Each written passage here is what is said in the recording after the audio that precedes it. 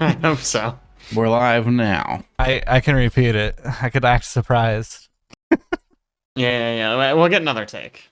All right, yeah. Oh my! Whoa! Look at that! Buy We're one getting new paid sub, for get that, 3 I months of hope. Discord Nitro. Whoa! Wow, that's crazy. What a good deal. Think of the value. I'm thinking of it right now.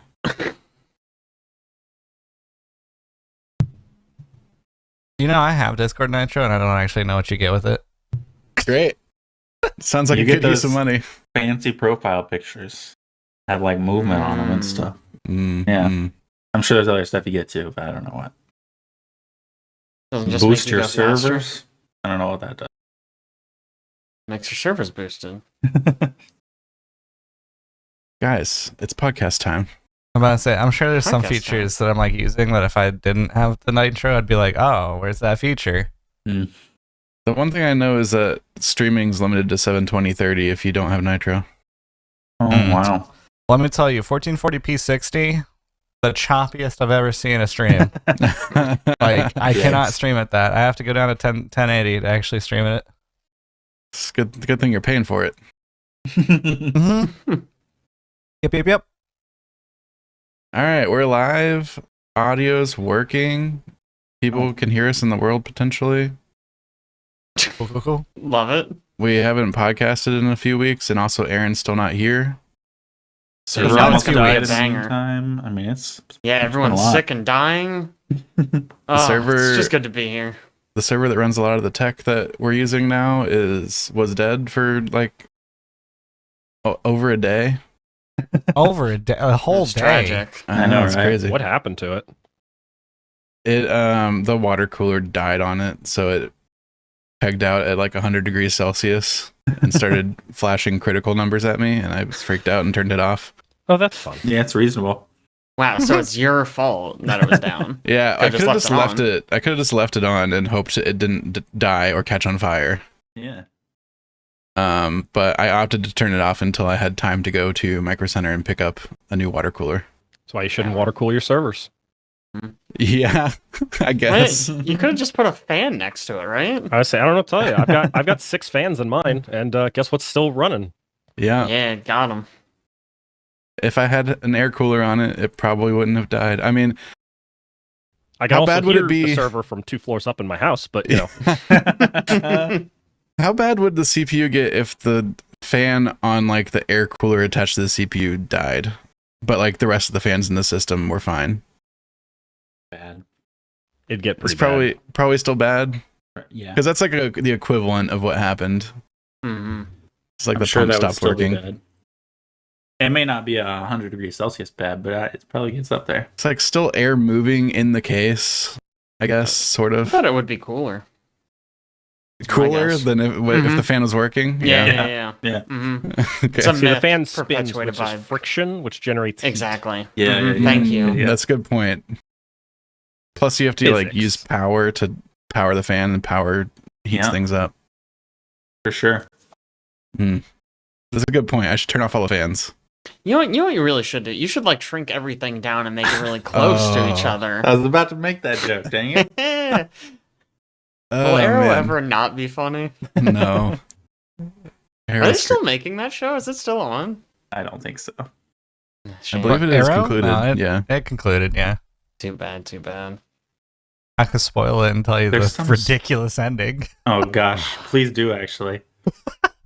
All right, Yeah. well, Spoiler spoilers from alert here for on all out. viewers. Yeah. Spoiler for the show Arrow. At one point, there's like this universal god being that comes to Arrow and is like, we're gonna take Kara and Flash because like their lives need to be sacrificed in order to save the universe. And he basically made a deal with him. It's like, I will come with you, and you can take my life if you spare them. And so he just like leaves the show at one point. And his like it goes to the future, and it's his daughter that's like the Arrow now, and there's like it's just dystopia, and it's like real bad. So it's like the Canaries are fighting back against like big government and all that stuff, and then Wow. there's like these dark seer looking things that come to try to kill the Earth, and like you actually see a scene of like a different Earth getting like completely eaten by it at one point. and it gets to like our universe Earth, like the primary Earth, right? And you have all the superheroes fighting back, but then they get like transported to where Arrow was, and they're like, "Oh my God, you're still alive!" And he's like, "Yes, but I have to sacrifice myself. This is a deal." And he basically just like dies, all while like Lex somehow it like comes in the show and like takes Superman's powers and like goes and kills all of the Clarks off. Like, at one point, like, Jesus.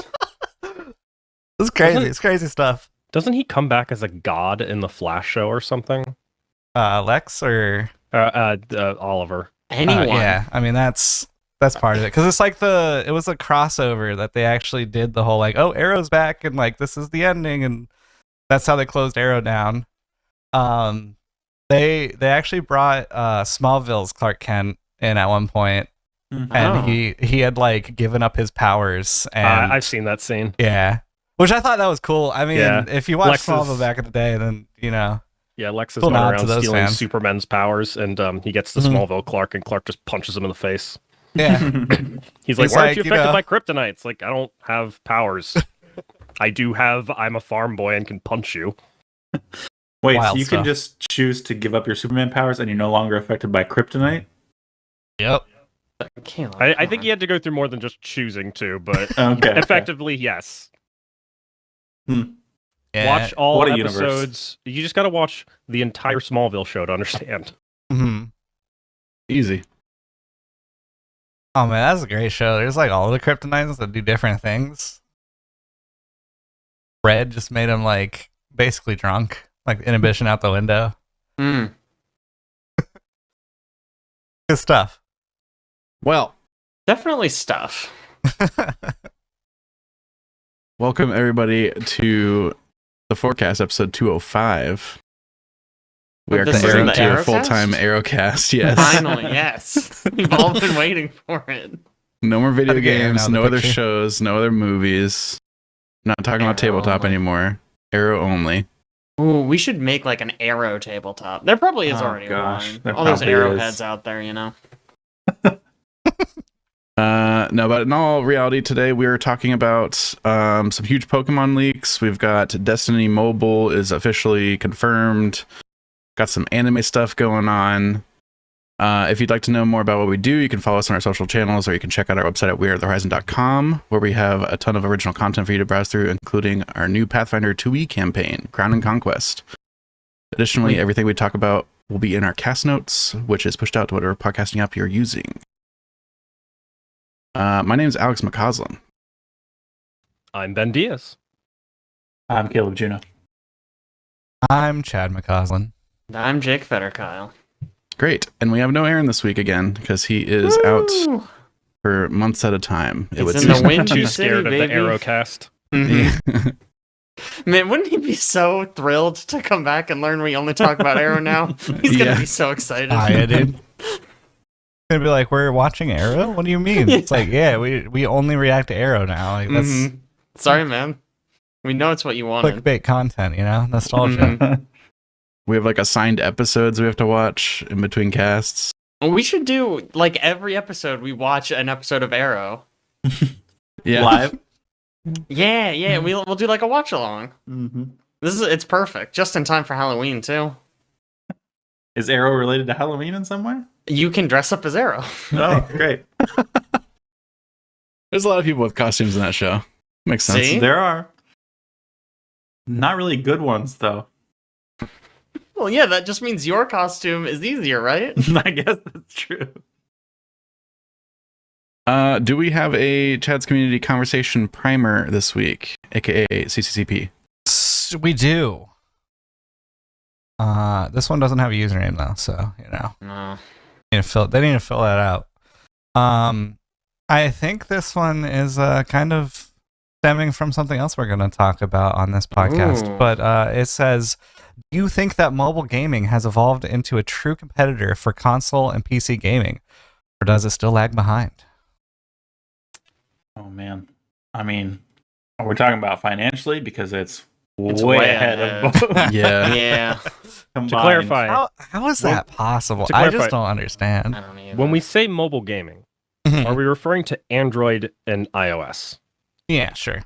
Okay, I think cool. so. I think we are. Yeah. Yeah, Just 'cause wanted to otherwise clarify that. the Steam I Deck can- is yeah. just That's why I was It's asking. just caught up PC to it. gaming. Mhm. Steam Deck is Yeah. mobile gaming, so I don't know.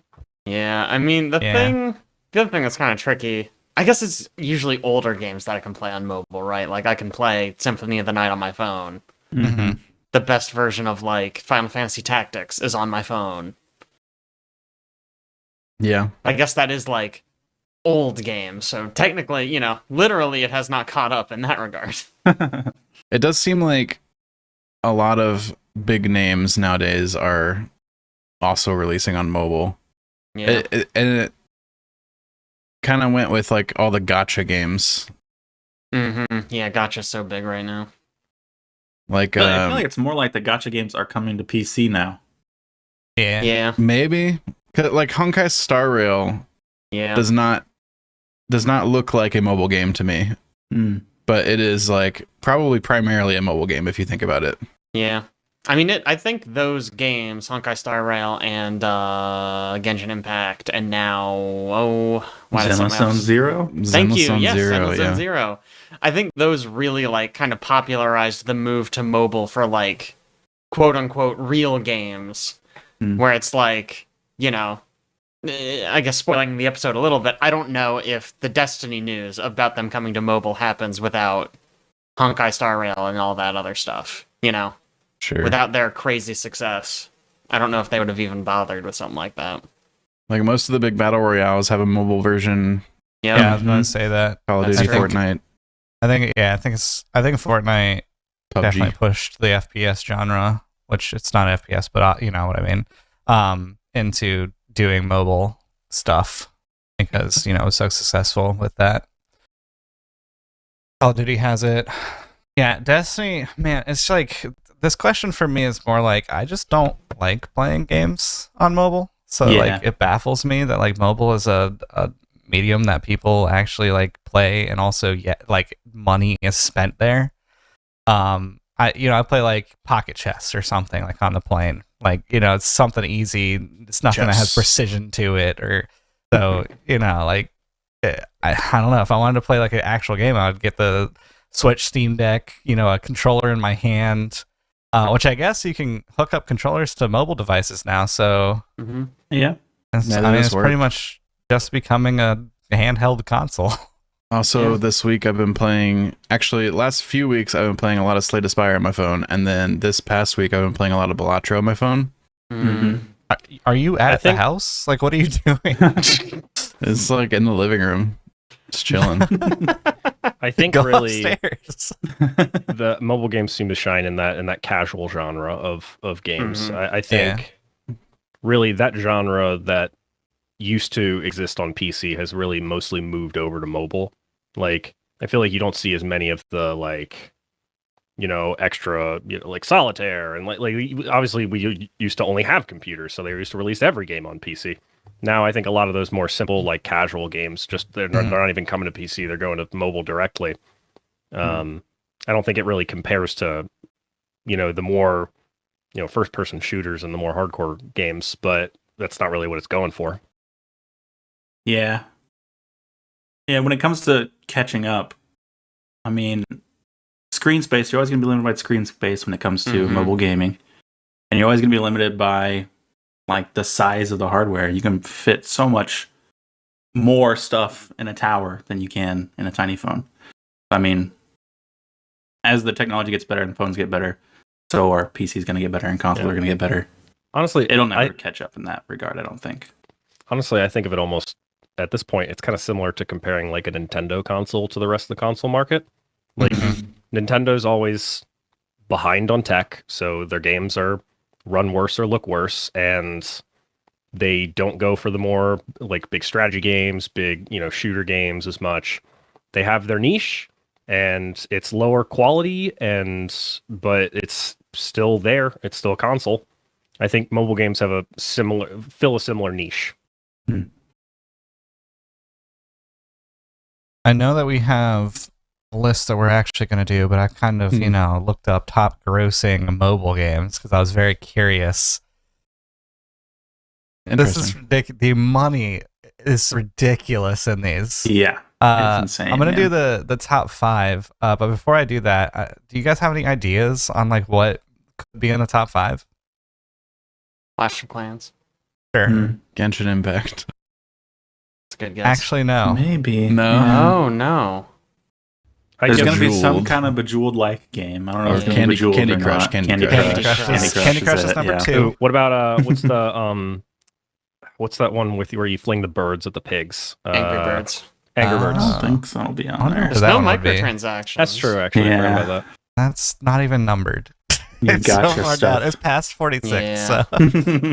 All right, so we have number 5 is Clash of Clans. Oh Wait, wow, that low. that. We forgot Raid Shadow Legends. Is that in Oh, there? Raid Oh. Shadow Legends. Oh Good man, catch. where's Actually, Raid? Hold on, let me find that. I Raid. bet Fortnite or Call It's of not Duty. even listed. Oh, Fortnite. Mm.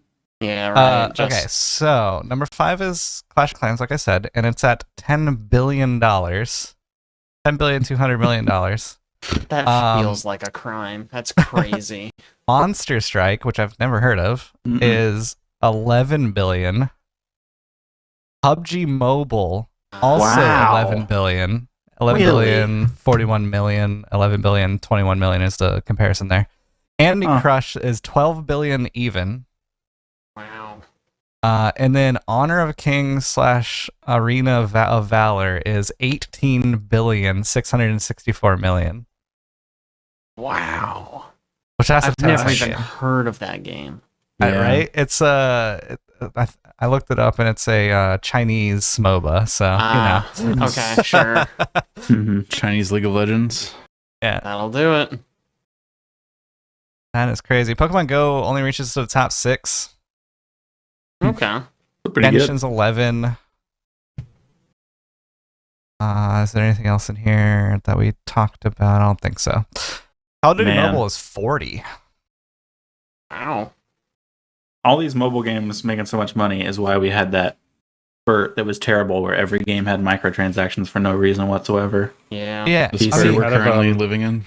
I don't know. It was a lot worse at one point in time. because Out of like curiosity, Fortnite and Call of Duty are 1.2 and 1.5 billion dollars that they've made on mobile.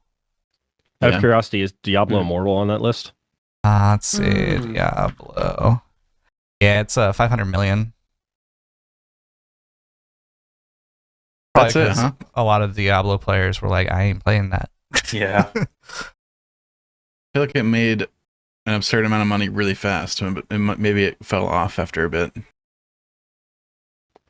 That game continues to be hilarious to me, mostly because they set up the matchmaking for PvP so that it was matching with people of similar, effectively, power levels. Oh. There's one particular guy who put literally like tens of thousands of dollars into the game in microtransactions, and he made his character so good that he actually can't play PvP because he's too more powerful than everybody else, so it won't matchmake him with anyone. Wow. Incredible. That's great. I think he tried to sue them for it because he was like, I give you all this money and I can't play your game. Wild. Just Honestly, let a me wild- crush moves. Yeah, right? Isn't that part of the appeal of putting money into a game like that? Is to go into the PvP and be like, oh yeah, I fucking crush these people. Absolutely.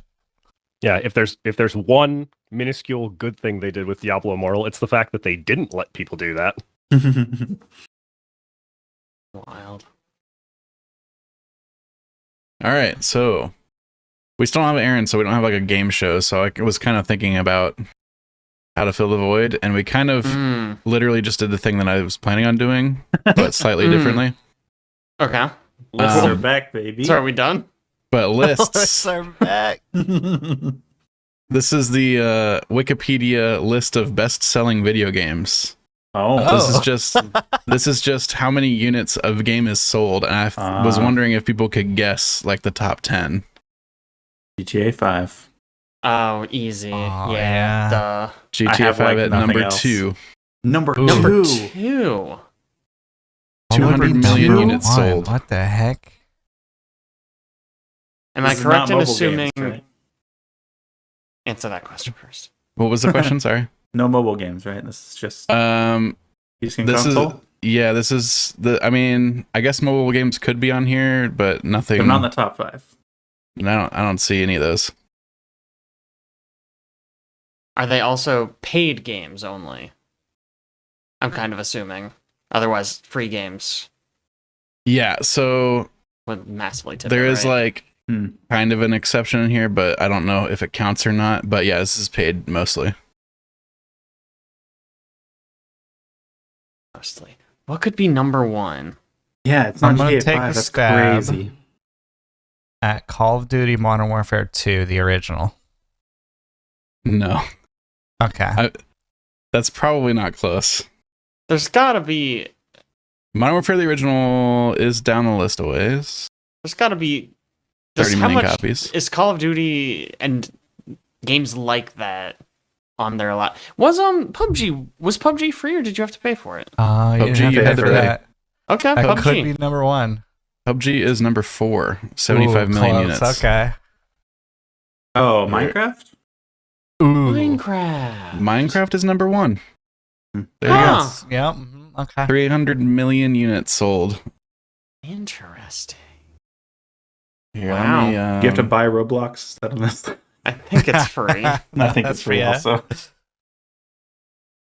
Same goes for Fortnite. Yeah.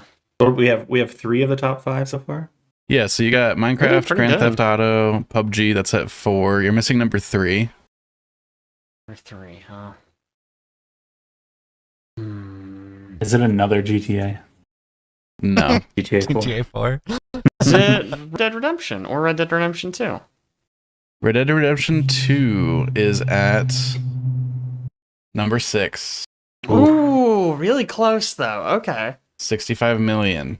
Surprised that game sold so well. It's kind of a weird game. Yeah.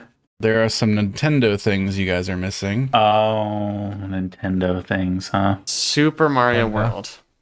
Not Super Mario World. Super Mario 64. No. Is Super Mario Mario Sunshine. Odyssey? Did it just sell really well? No. Didn't The think so. original Super Mario Brothers, though, Oh, fine. really? is Wow. number 8. Number 8. I mean, it's been around for a long time. It's a classic. Oh, I thought you were hinting towards number 3.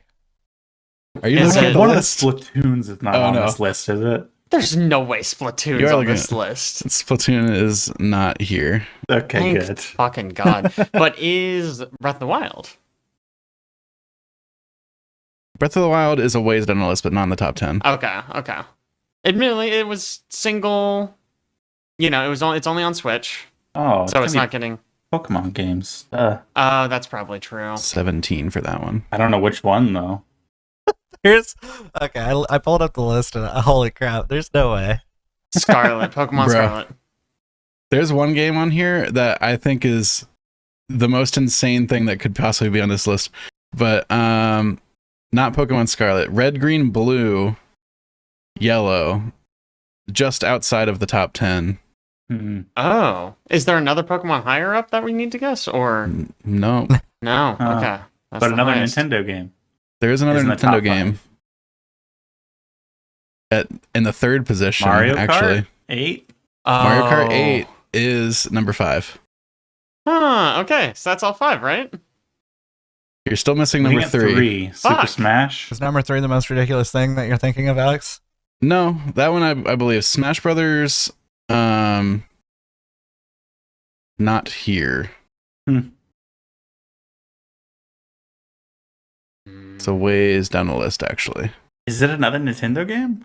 There is another Nintendo game that's 3rd place. It's another Not Nintendo- Mario Party, is it? No. Thank Okay. God. Yeah. I don't know that you'll think of it because it's not something that we think of nowadays. Mm. It's Not something- it's from the Wii era, if you'll Wii believe that. Sports. era. Wii Sports, correct. Oh my gosh, that's crazy. The 3rd What? highest selling video game of all time. Didn't Wii Wii Sports. Sports come with the bought Wii? Wii's? I think it did come with the Wii, which maybe is That like doesn't fucking count, then. What? maybe that's a little To be crazy. fair, I'm surprised that many people bought Wii's. It was such a phenomenon. I feel like Crazy. there was a Wii in every house I went to. Yeah. And then they Um, always had that pad because they were like, "Oh, we're getting Yeah. fit with the Wii, with the Mhm. Wii Yeah. pad. Look, we can ski." 7th place is something you guys will never guess. Is that the name of the Terraria. game? Oh, Oh. I was gonna guess that before Oh. Minecraft, to be honest. Were you Mm. before Yeah. Minecraft? Like before you Yeah. thought of Minecraft. Oh. 'Cause- Terraria is like the It's 2D Minecraft like that is Right. that is Mhm. like second most selling, I guess. Yeah. That's Um, interesting. I didn't realize it was that big. And What's then the insane one? there's Interesting three. Overwatch is here. Yeah, Oh. so Overwatch is tied at number 9 with 2 other games. Wow. Then once it is tied with, it's crazy. The Witcher Humans 3 Fall Wild Hunt. Flat? Oh, good for them. What did you just say? Human Fall Flat is, I think, the Excuse me? craziest title that could possibly be on this list. That is tied for 9th in units sold. It has sold 50 million copies somehow. What? Excuse me? Really? The game we play once a year. Yeah. It feels like it's a game that we are the only people on the planet who know about. Yes, yes. That's actually insane. I cannot believe what I'm hearing. How? Wow. How is that possible? That's honestly wild. I genuinely didn't think anyone except us knew that game existed. For real. What on earth? That is so weird. So, yeah, I tried to look up a little bit about why, and I think it's something to do with China again. It's always China. Yeah, that does make sense. Yeah, well, I mean, when you're having that many people. Yeah, well, and it also explains why, like I've never seen a stream of Human Fall Flat Right. besides us, Hmm. and it's like, well, yeah, I don't really watch Chinese streamers. Well, we're trendsetters. We're trendsetters. Yeah, we're ahead of the curve. Something I find interesting is Grand Theft Auto 4, Cyberpunk 2077, Monster Hunter World, and Elden Ring are all tied. Huh. I would have thought Elden Ring, because of the phenomenon that it came out at, like, literally everybody was talking about it. I would have think it sold more, but Yeah, well, comparing to Monster Hunter World, that's it's got the Asian market. Yeah, that's true. Sure. And Cyberpunk was also hot shit when it first came out before everyone Mhm. realized it was busted as hell. I mean, it was one of the most hyped games Yeah, right? in existence, And then- probably.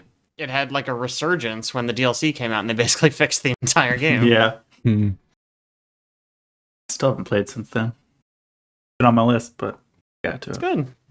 good. So I just thought I needed to bring the Human Fall Flat story to everybody. That is That's- wild, man. Yeah. I believe it was I this would year never they hit guess that. 50 million. Do you think it's because we play it that it got so popular? Yeah, Probably. 100%. Yeah. Okay. Makes sense to me. That makes sense. Yeah. you missed 2 other huge things here, Alex. Nintendogs. Every child was in the Nintendogs for a while. Okay. I don't know what that Connect- is. Every child on the planet. It's It was. a, Go I ahead. think it's a Nintendo DS. You take care of a dog, and you can Mhm. you breed them and stuff like that. I think. I don't know about breed them, but you trained them. Okay. You use like the stylus to like teach them tricks, and the Throw them 3D or balls. the DS has a a mic as well, so you could like say its name and give it commands. That never seemed to work, but theoretically, that's how it worked. Yeah. And then there's Connect Adventures, so that's probably also What? sold with Xboxes. Yeah, I would Yeah. assume so. Can't imagine many people were excited about the Kinect. I don't know. Did a Connect come with an Xbox? I think At there was a some point- while where it was I think it bundled, was bundled, yeah. like whatever came before the 0. Because wasn't the whole thing that the Zero. Kinect had it was a camera, but then it was also voice activation Mhm. stuff? It like tracked your Mhm. body and stuff, so you could smack a ball It was VR before VR. with your real hand. Yeah. Yeah.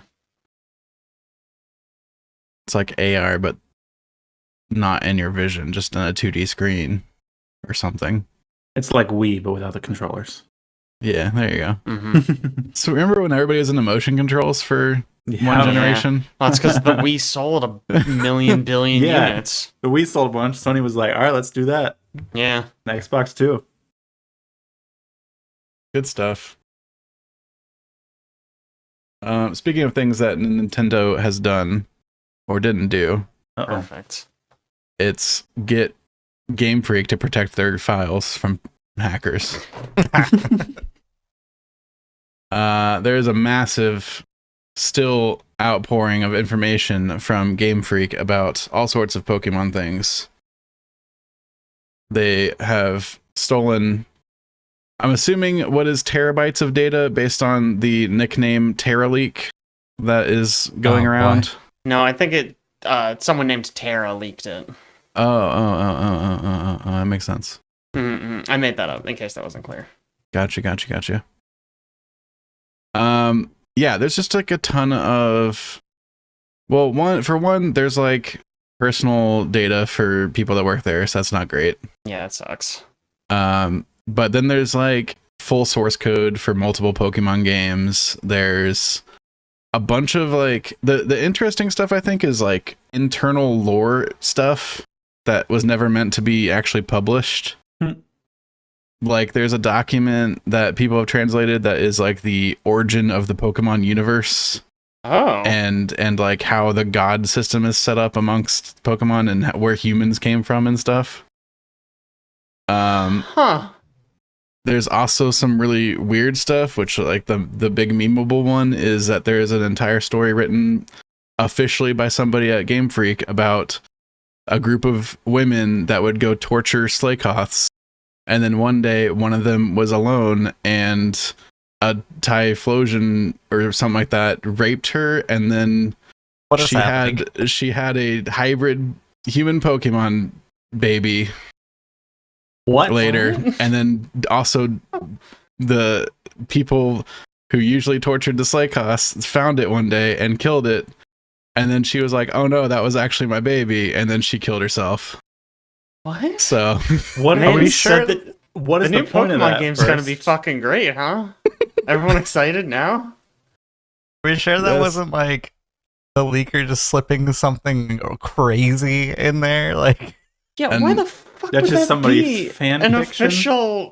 it was in the documents for some reason. I don't holy know. Crap. That's just somebody's fan fiction. I mean, yes. They wrote at work. There's like Yeah. high-res concept art for like every Pokemon ever. Is that fit like all out there now? That's cool. That's actually Yeah, I mean that that's seems just fine. cool. Yeah. Yeah, there's info on like upcoming games and series and movies. Like the apparently the next movie project, animated movie that is meant to be something that tries to pull in lapsed fans that have fallen away from the series. So it's just original 151 Pokemon, and it's supposed to be aimed at like an older audience, so some sort of more mature. Oh god. Story. Is it the slack off one you just Yeah, read? probably. It's just Jesus that Christ. adapted. Yeah, No. that was actually just the script. Oh no. But like one of the criticisms of Pokemon is that like it didn't really grow up with its fans. Sure. So I mean, also, That- I'm sure there's a large contingent of fans. I mean, I would honestly still consider myself that, even though I still do more Pokemon than most, mhm. where like I would be way more interested in something focused on the 151 than, Yeah. you know, whatever fucking generation we're on. So there's that, and then there's like the next Detective Pikachu movie is in development, Oh, nice. the live action one. Yeah, and that there's was a cute one. I like that movie. Yeah, it's a good movie. There's like a third companion film that goes with that is talked about. It's just called Game Boy. Right now at least. Hmm. But Interesting. yeah, info about all that stuff is out there. Hmm. There's this Twitter account called Centro Leaks that is just every few minutes, it seems, releasing more information from all these documents. Jeez.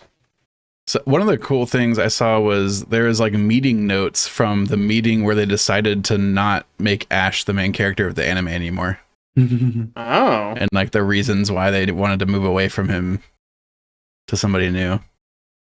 That's right. I forgot they did that. Who's the main character now? Who knows? Who cares? Yeah, I don't. Good point. Good point. Who gives a shit? Wow. Okay then. All this reminds me of when I was out disc golfing and I met this group, played with them for a little bit, and I was mentioning playing Pokemon when we were in Sicily. And I had already expressed how old I was when I was over in Sicily. And I was like, yeah, I was, playing Pokemon in the car, and they're like, Pokemon Go? Oh my gosh. Like, no. Like the actual Pokemon on the Game Boy. There was in documentation for X and Y, there's mention of Mew 3 Oh, snap. that No never way. never happened. Probably That's a good 'cause that's so stupid. Lyco is the new protagonist, I think. Lyco. Can you just imagine if they went with Mew 3 and then they just never stopped? Yeah, And it was Mew just 4, Mew Mew 4, 5. Mew 5. Hell yeah. yes. That'd be so good. Every Pokemon generation just has another Mew. That'd be sick. Oh, I mean, yeah. Anyway, there's tons of information to crawl through. But yeah, I don't know. I don't know if I should be like sad about it, I guess, because like It evil sucks that hackers. people's information got leaked. Everything Yeah. else, like all the information, I could give a shit about a company's plans getting leaked. You know what I mean? Sure. Yeah. Like, I don't like if an employee has to get hurt. You know, and you know, maybe you know, hopefully nothing unseemly happens to them. But Mhm. Yeah, I also feel like with Pokemon, like they're so big that even if their plans get released, it's not going to hurt them. Like, No. Right. they'll be fine. Mhm. Yeah, They could also just do something else. Oh, our plans got leaked. Let's think of something else. Like, Yeah, they can right. do it on the fly. Like, no problem. But yeah, the employee data is not not good. mhm, Yeah. for sure. Well, at least in this main Twitter account that's been covering all of it, I haven't seen any of the like personal information. They're just covering Pokemon stuff. So Right, sure. I mean, Would what be with the crazy. coverage of the employee information? or like They here's the show it. address Yeah, of the he guy lives at that 1234 Real Street. made your Here's the favorite video SSN. game. Here, here's the credit card information. Yeah. You Top if you were 10 mad about SSNs. if you were mad about this Pokemon game, this is the guy that was in Go charge get of this it. guy. Oh my god. Gotta catch them all. Here you go. All the SSNs. Gosh. In other news, Steam is no longer selling video games. They're just selling digital licenses, I guess. Yeah. So, Yeah, this is pretty small, but I thought it was interesting. So now in Steam, if you buy something, it specifies that it's a license for a digital product and not, a game. They think this is coming about because there's a new law in California coming out next year Mhm. that will require digital storefronts to specify if you're buying a license for something or an actual product. So I think we're going to end up seeing a lot more of this elsewhere as well Yeah. going forward. right. There's probably places who have already missed it. Super small Yeah. brain question.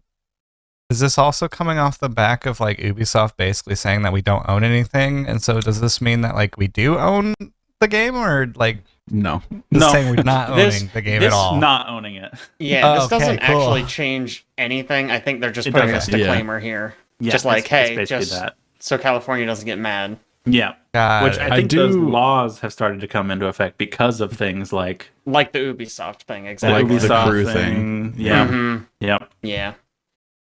Stuff just I mean- getting removed a suddenly. lot of people were mad because Concord, they were like, yo, like, Yeah, I I was so bought this hyped. and it's just gone off my account. Like, holy crap. Yeah.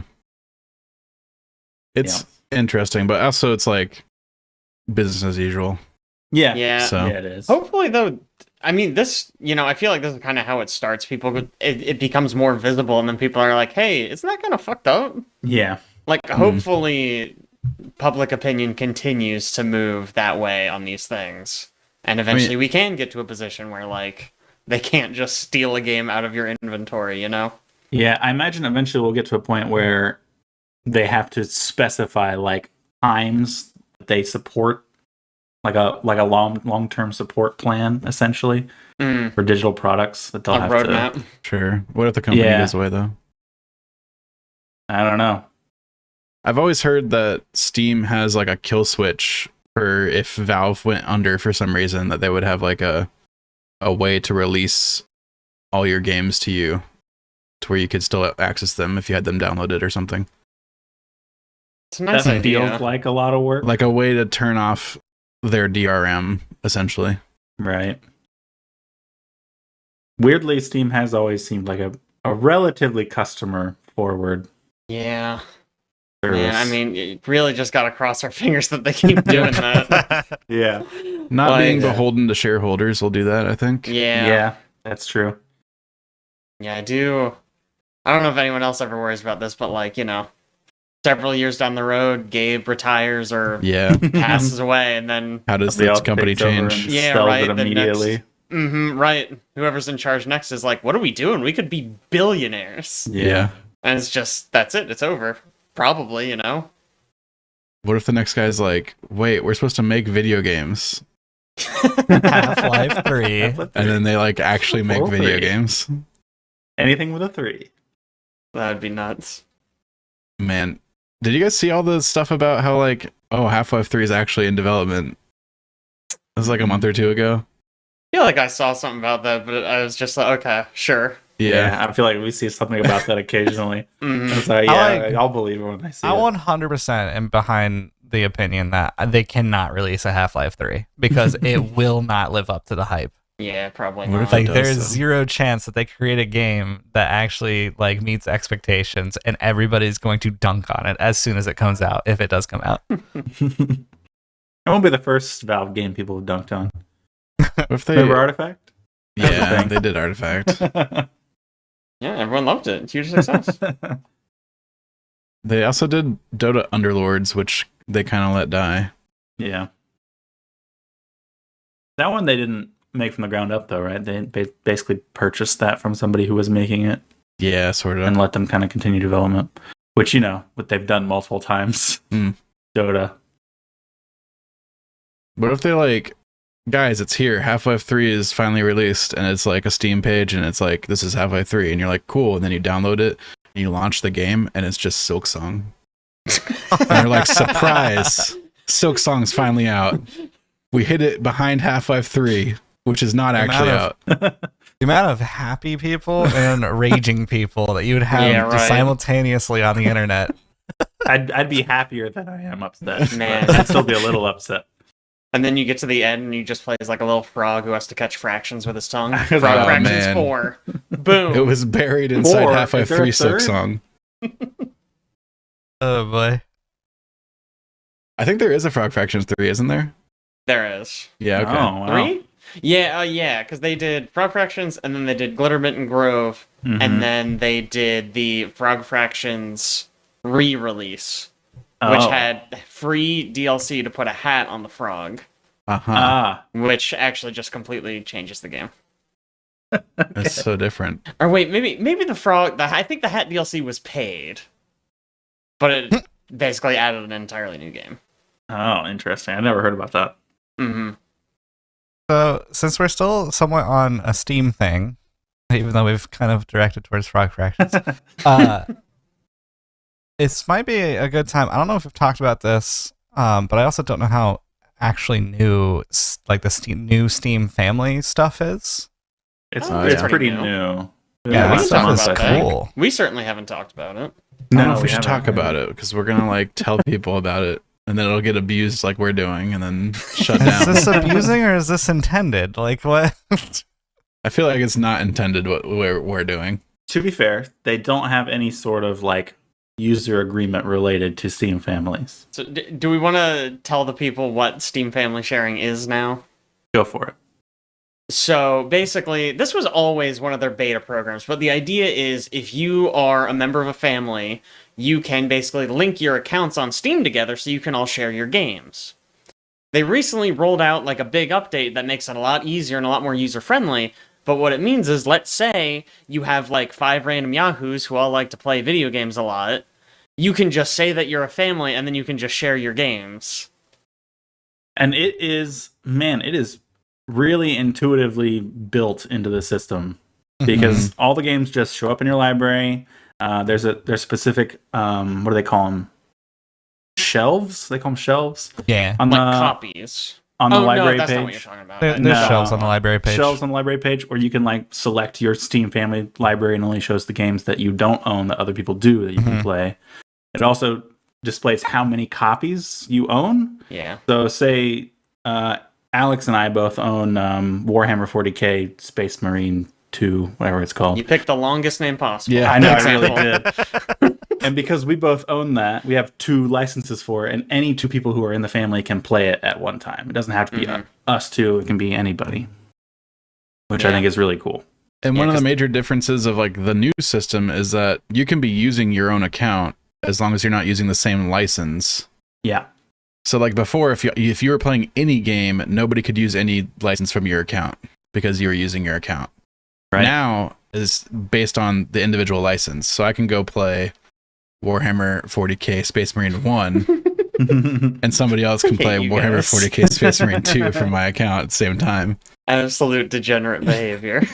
Interestingly, there's no more like being able to kick somebody off of your license.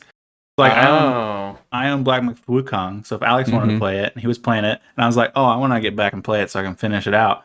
I just have to either wait till he gets off or send him a message Whoa. to be like, get off of my game so I can play, man. Whoa. I can't just kick him off. Wait, has that happened? No. But I looked it up because I was curious. You looked it up? Okay. Yeah. That's weird that you Yeah. can't kick people off because Because that was the usually it thing was like before. a 5-minute timer or something like that. Get to a save point and hop Yeah. off because somebody's launched their game. Interesting. I can just like, if However, I know what you're going to want to play later, I can just take it hostage. however, Just pop it open and walk away. you can just play in offline mode. Oh, Yeah, true. I was Offline wondering mode about that works. as well. Like, I think you can even play games that you don't own that are in the library in offline mode, that's crazy. which is I- nuts. and okay, so this system obviously kicks ass, but I am so scared that Valve is going to be like, you know what? Those idiots at the Horizon told everyone about it, and now everyone's just abusing it. No one's bought a video game in 2 years. We're shutting it down. They've already specified that there's probably going to be changes in the future to ensure that it stays as they intend it to be used. Mm, What's the intention, man? The intention is one household. Okay. Currently, so am I going to have you to can't VPN share. into whoever started the family? Everybody's going to have to be permanently on the Horizon VPN so we can all stay in the family. Currently, you can't share between regions at all, and Uh, I think that's been an issue for a lot of people, even people who are in the same region, and it just doesn't work because of the bugs in the software for that. If they do detection. it like Netflix, then every 30 days you could just VPN across to the, Horizon house. I'm also pretty sure developers can just opt out of being shareable Yeah. yes, that is also That's cool. if they're actually concerned about Mhm. sales or something. I actually kind of like that hmm because they don't get abused. Yeah. They want the money for their hard work. I've not run across anything that is opted out though. I mean, Yeah. it's been out for like a month, I think. It's pretty Yeah. new, yeah. I just like listening the Steam Family by release date and just seeing games populate because people keep buying or adding games. Yeah. I'm just like, oh, that It's looks cool. interesting. Might play that. Yeah, it's cool. I- It's cool for finding new stuff. I had a game just like pop up in the library as I was looking at it the other day, like out of the Yeah. blue. You literally, is it when you messaged me? Oh yeah, it was Metaphor, ReFantasio. Yeah. He just got a message. Did you just buy it? I was like, yeah. What? I'm not being shamed? Like, what's happening? Alex is just stalking you. Yeah, Yeah. no, it was very, because it was literally like within a minute of me buying it, he messaged me about it. I was like, what the, what's happening? That reminds me of, I don't know if it still does it, but back in the day when you had Snapchat and you went to like message people, if somebody hopped into the chat, like if you had both the SMSs open on either phone, there'd be a little face that appears like at the bottom, and you could click it and it would just call them. And it's the creepiest thing because it's just Hmm. like, oh, they're looking. Yeah, So that's what jeez. Alex was doing. He's just peeping. I'm gonna hop over to some film news, I guess, or some animation news, I should say. Hey, Junji anime can be Ito's- films. Sure, It's true. This isn't a I film. guess. Junji Ito's Uzumaki is out. Is it fully out yet? I think episode 3 was last weekend. I'd been watching it. It's pretty good. The real news with it though is that the animation quality dropped so precariously between episode 1 and episode 2 It's a it's a 4-episode series. Oh. So the first episode looked great. It was quite enjoyable. And the second episode hit, and the animation quality just fell off a freaking cliff, which was pretty disappointing. I still That's liked it well unfortunate. enough, but I think I am gonna stop watching it and just read it instead, rather than spoiling it with lesser animation quality. Yeah, right. Like I feel like I would rather just buy it and read it in its original form, and then maybe I'll go back and finish it out. But yeah, it's too bad because it was really, really good and really, really gorgeous. I think the art and animation was one of the biggest draws at first. So Yeah, now I mean, that kind of going The art away of is the original gone. is kind of one of the Yeah. big draws of it. It's what Junji Ito's known for, really. Yeah. Is his style. So it's a It's- shame. I feel like he can't catch a break when it comes to adaptations of his work. You know. That's true. It's weird because I feel like this was announced so long ago, and it's only 4 episodes. Yeah. So When I heard 4 episodes, I was like, oh, well, that's why it looks like this, because they budgeted for 4 Right. episodes, so it's 4 episodes, but they're all gonna look amazing. To hear that the budget fell apart for just a 4-episode series, it's like, come on. Like, are you being serious? I don't know how that happens. I don't either. It's because it's not even like they're long episodes, they're pretty short. They're like normal anime length-ish. I don't know. It's a shame. But the first Yeah. episode's really good. Spooky season, check out the first episode. Yeah. I guess from the reporting on it, it was like either we release it with lesser animation for the rest of the episodes, or we just like don't do it at all. Don't do it. Yeah. Yeah, that's So- what some people behind the curtain have said. I mean, I'm obviously not blaming those people, but it's just so weird to me that at some point, like up the chain, presumably some producer or something was like, nope, we're not gonna put more money into this. hmm Yeah. Like that somehow it just got budgeted at the wrong number. I don't know. Very strange. Unfortunate. Yeah, it's a shame. It's really weird when small things like that can't make it across the line, and then some other shows come out like Frieren or you know, Sure. stuff like that. That's like beautiful all the way through, and it's like 24 episodes long.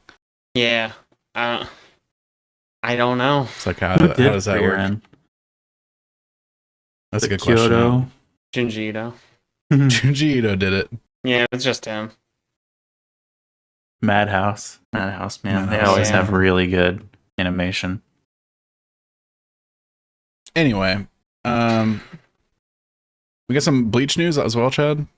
Yeah. So 1,000-Year Blood War is going strong. Actually, funnily enough, just came out. I texted Alex asking why it wasn't on the server, and then within like 10 minutes, I got a notification that it's on the server, and I was like, "Did you do anything?" It's like, "I didn't touch nothing." So that's cool. It's the 20th anniversary of Bleach, so they came out with old school clips, but in the 1,000-Year Blood War animation style, and it was freaking awesome. The animation that they're doing is It's like just- reanimated old scenes. Yeah. Is what you're saying? yeah, they did Okay. like 2 minutes of just like back-to-back clips of like old Bleach, but like in new animation form. Yeah. So another piece of news is there's some tidbit of information that came out saying that beyond 1,000-Year Blood War, there's going to be something else. So people are speculating that it'd be a complete revamp of the animation across all of the seasons, but that's a lot of work, and who knows if that's actually going to happen. Alternatively, they're just going to do a movie, so that's probably easier and probably what they're going to be doing, which would be kind of cool to see a Bleach movie. But yeah, I forget if we're in core 2 or 3 right now. There's supposed to be 4 cores to the 1,000-Year Blood War. Google is failing me on trying to figure out where we are there, but it's getting pretty heated right now. Pretty much like it's absurd to say this, but if you take Attack on Titan and how many people died in Attack on Titan, I think more people are dying in this, and it's crazy. The blood is way more gruesome than in the past. Like the gore, the It's very dark. The style that they go with is just so good. Like even if you don't watch like Bleach, if you look up the Thousand Year Blood like style that they're using, like color palettes and stuff like that, it's just so cool looking. Yeah, so that's that 20th anniversary. Trying to finish out the Thousand Year Blood War, and they have like a 4-minute video on YouTube somewhere where they did, like I said, the reanimations. It's like 2 minutes of reanimation and like 2 minutes of like credits, because that's how many people that are involved in that whole thing. That is really cool. But there's been rumblings for a long time that like Naruto was gonna get remade, Mm-hmm. Yeah, and I would like to see some of those earlier fights redone in modern animation. That'd be sick. Was it maybe a Tuning fan and stuff. project? I thought someone had done that for Naruto before. Like Oh, really? redone old fights. Maybe I'm Yeah. getting it confused with something else. Or it was like a fan thing, maybe, I don't know.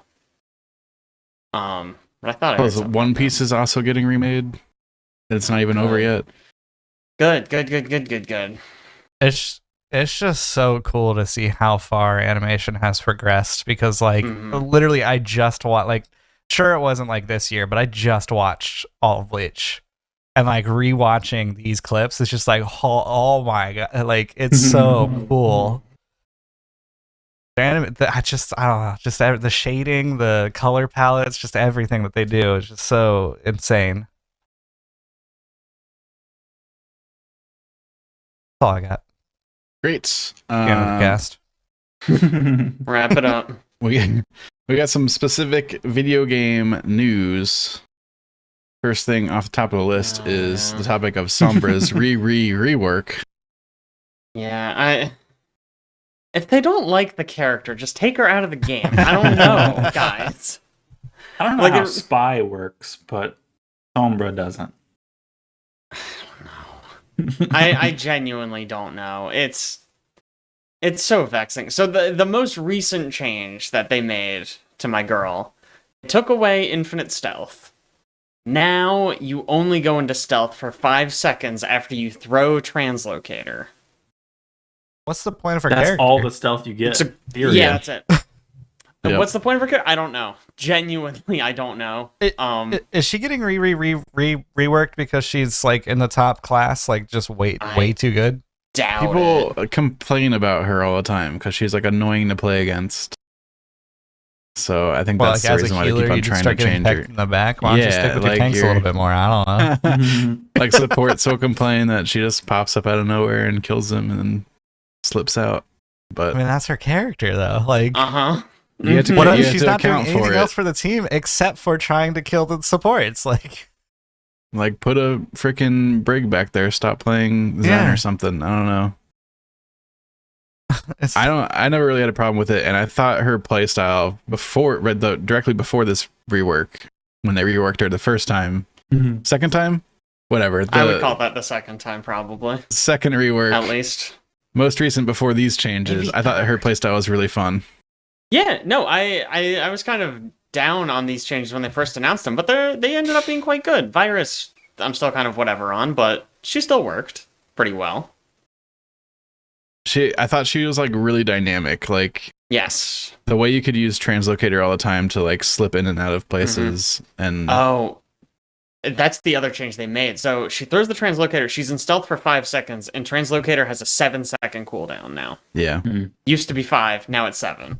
So you're forced visible for 2 seconds. And your escape just takes 7 whole ass seconds. Yeah. Mm-hmm. Your escape, which is also your main initiation tool. Yep. Yeah, it used You to ha- be you could just get in because you had stealth. Yes. Now That you was, have to use translocator to get in, and then you die. Yeah, Yeah. basically. It would almost make more sense if they just separated the cooldowns, like have a stealth cooldown that's 7 seconds and Kind of like how she was Lasts when they for first 5. launched her. yeah, go back to that, I guess. I don't know. Mm-hmm. Ugh. But having it locked to translocator's cooldown just means you don't have an escape after you go in, Yeah. and you're I'm squishy. curious. You said you played it, Alex. How was it?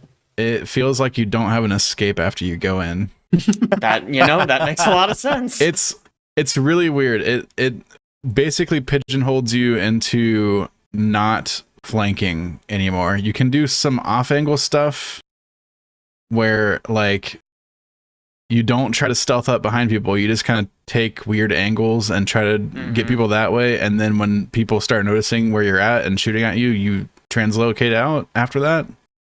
But there's no real That good sounds way to pretty get into bad. the back line anymore. Mm-hmm.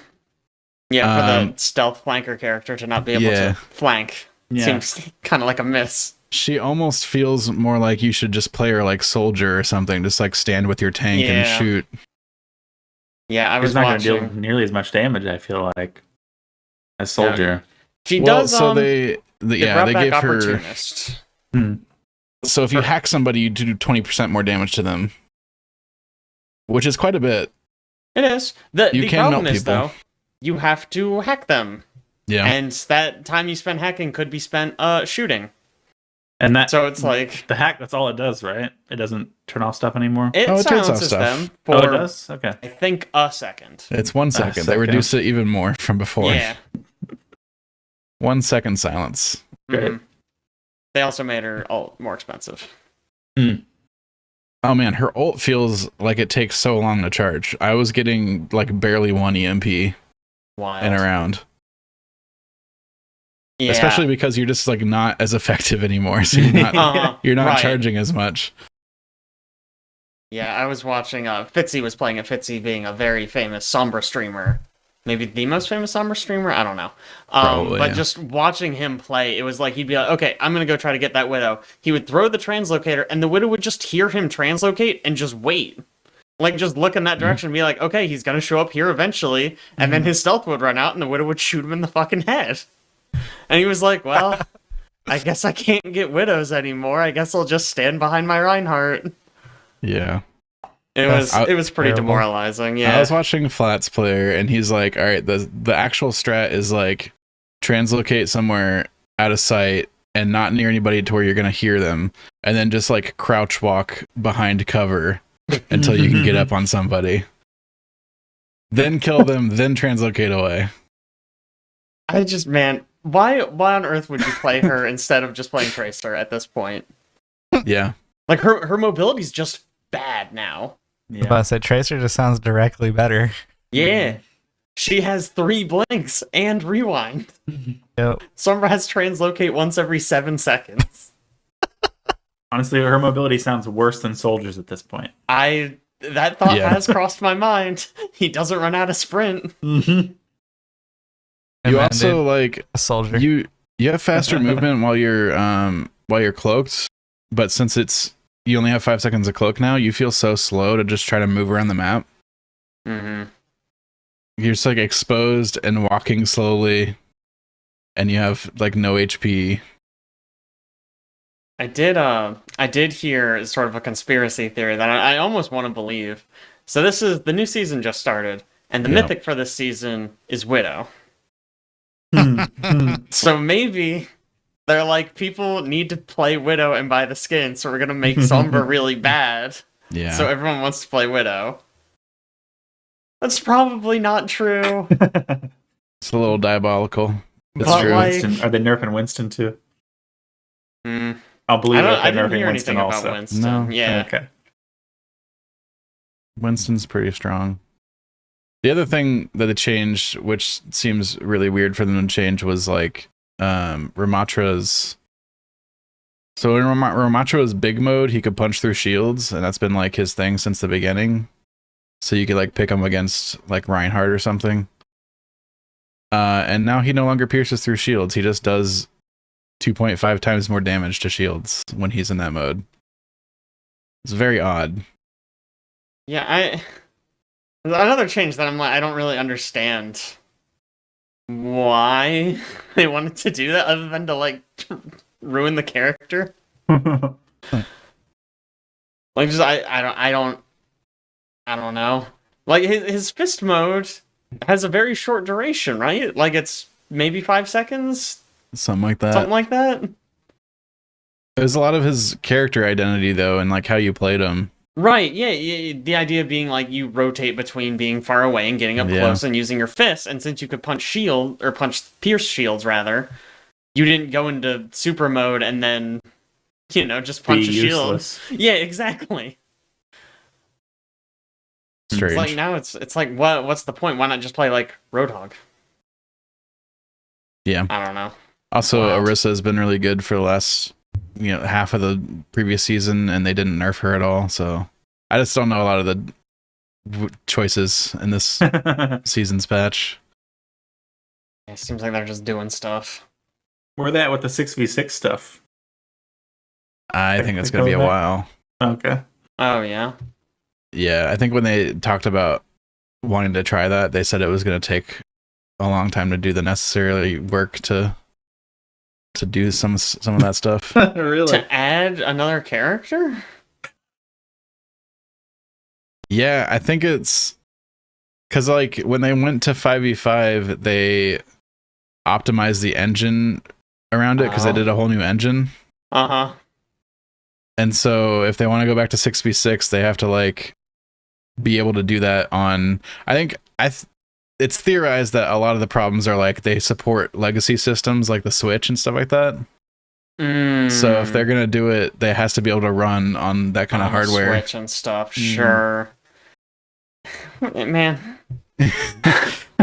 Maybe Overwatch will figure its shit out at some point, you know? That'd be cool. I doubt it.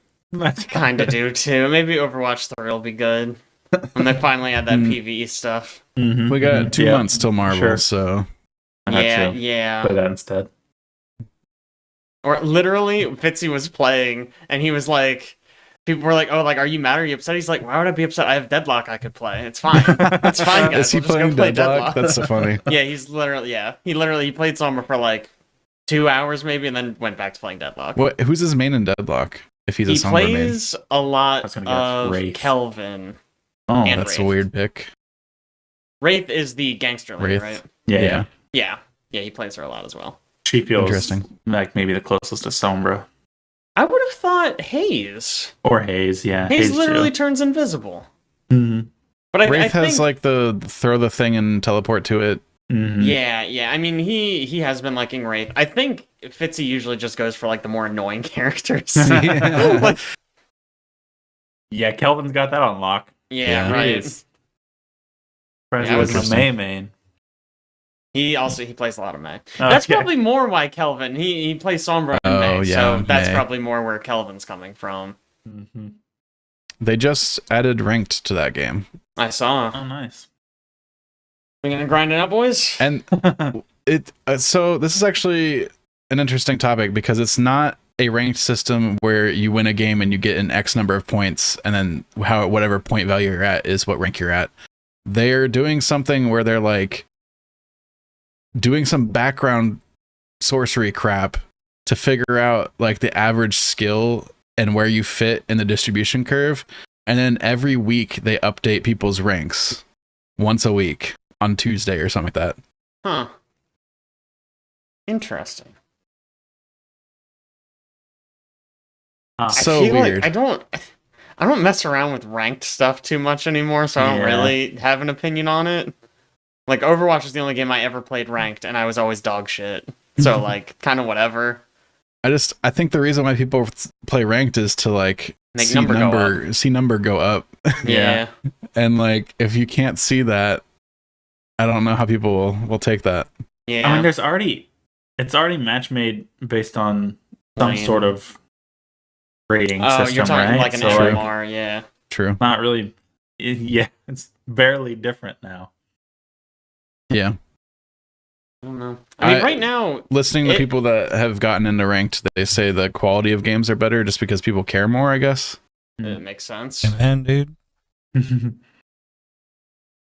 mean, Which I guess think it's the always the nice thing. thing right now, right? The game's not even freaking out yet. If they're gonna mess around with a kind of unconventional ranked mode, Mm-hmm. Yeah. now's the time to do it, right? They're super duper popular. Yeah. I mean, And they're they're not already even messing out around yet. with a bunch of random stuff like the match made lanes instead of match made games. Yeah, that is Yeah. true.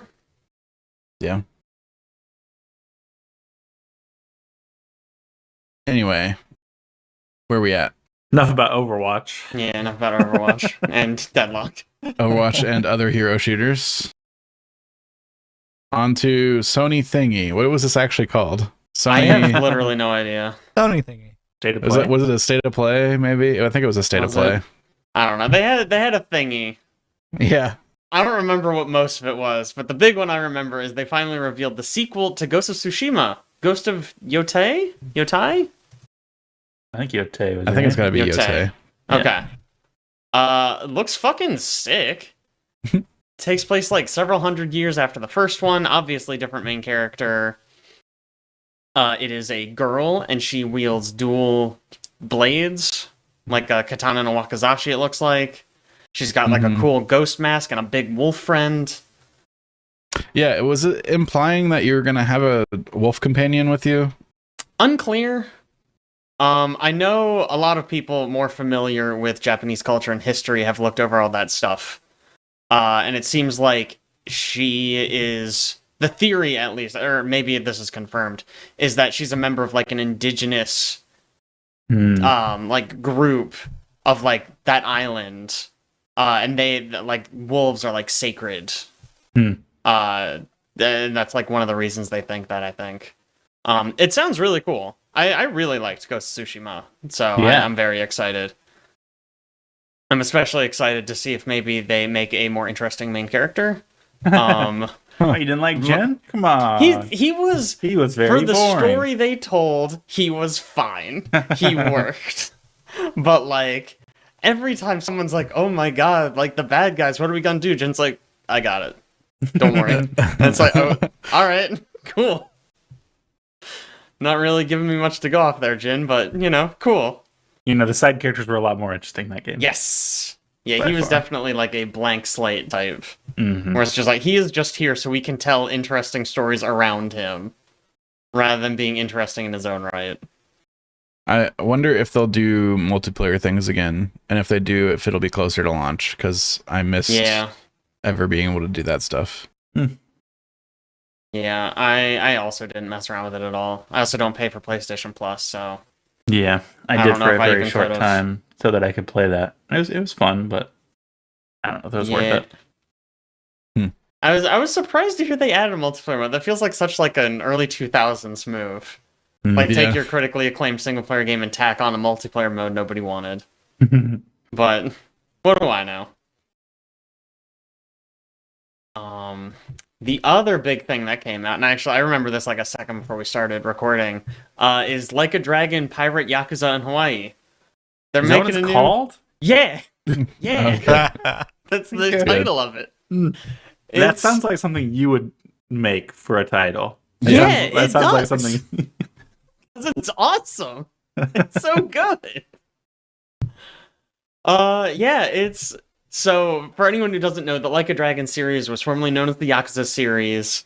When they switched names to Like a Dragon, they also switched to a turn-based combat system. This game, though, is going back to how it used to be, where it's a real-time combat system. It's a spin-off game starring one of the series regulars, Goro Majima. He is a crazy man who wears an eye patch. And this time, he washes ashore in Hawaii with no memory of who he is and decides to become a pirate. I mean, As you it's do prob- when you lose your memory. It's probably going to be the best game of the year. I don't know Yeah. how it can't be. Like, fucking... That just sounds so good. Goodness. When does that come out? February of next year. Okay. Really freaking soon. I don't know Yeah, how no they're kidding. cranking these out. It does seem like there's a new one every time I turn around. Yeah. Like even before the one that came out this year, Infinite Wealth, they released the Gaiden one, the man who erased his name. Yeah. Mm. And like I don't know, that came out of nowhere. That was also a real-time one. They must have like two teams working on these, a real-time one and a turn-based one, right? Like there's no way it's all just one group. It's possible. I don't know.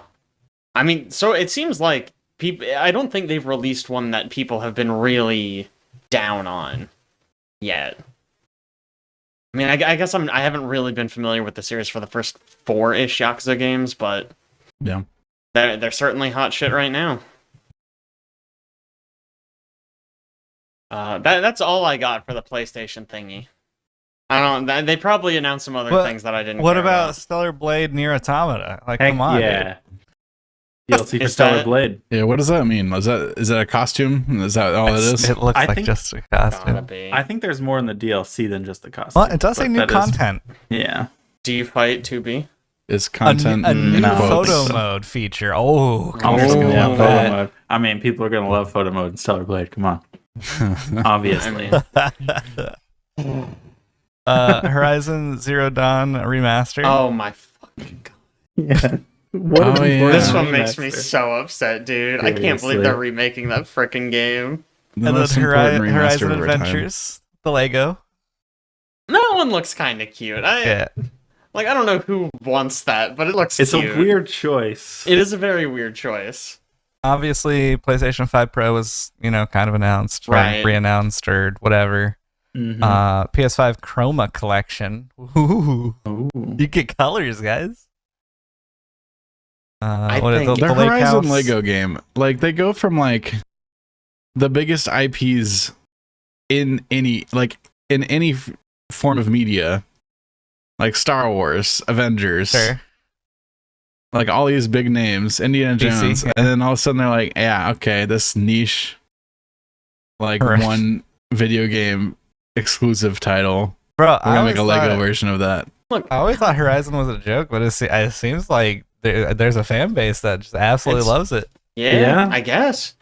It's tough, Alex. Like, they would need, like, an IP with a rabid fan base, maybe by, like, one of the biggest names in the industry, a game that they have the exclusive rights to.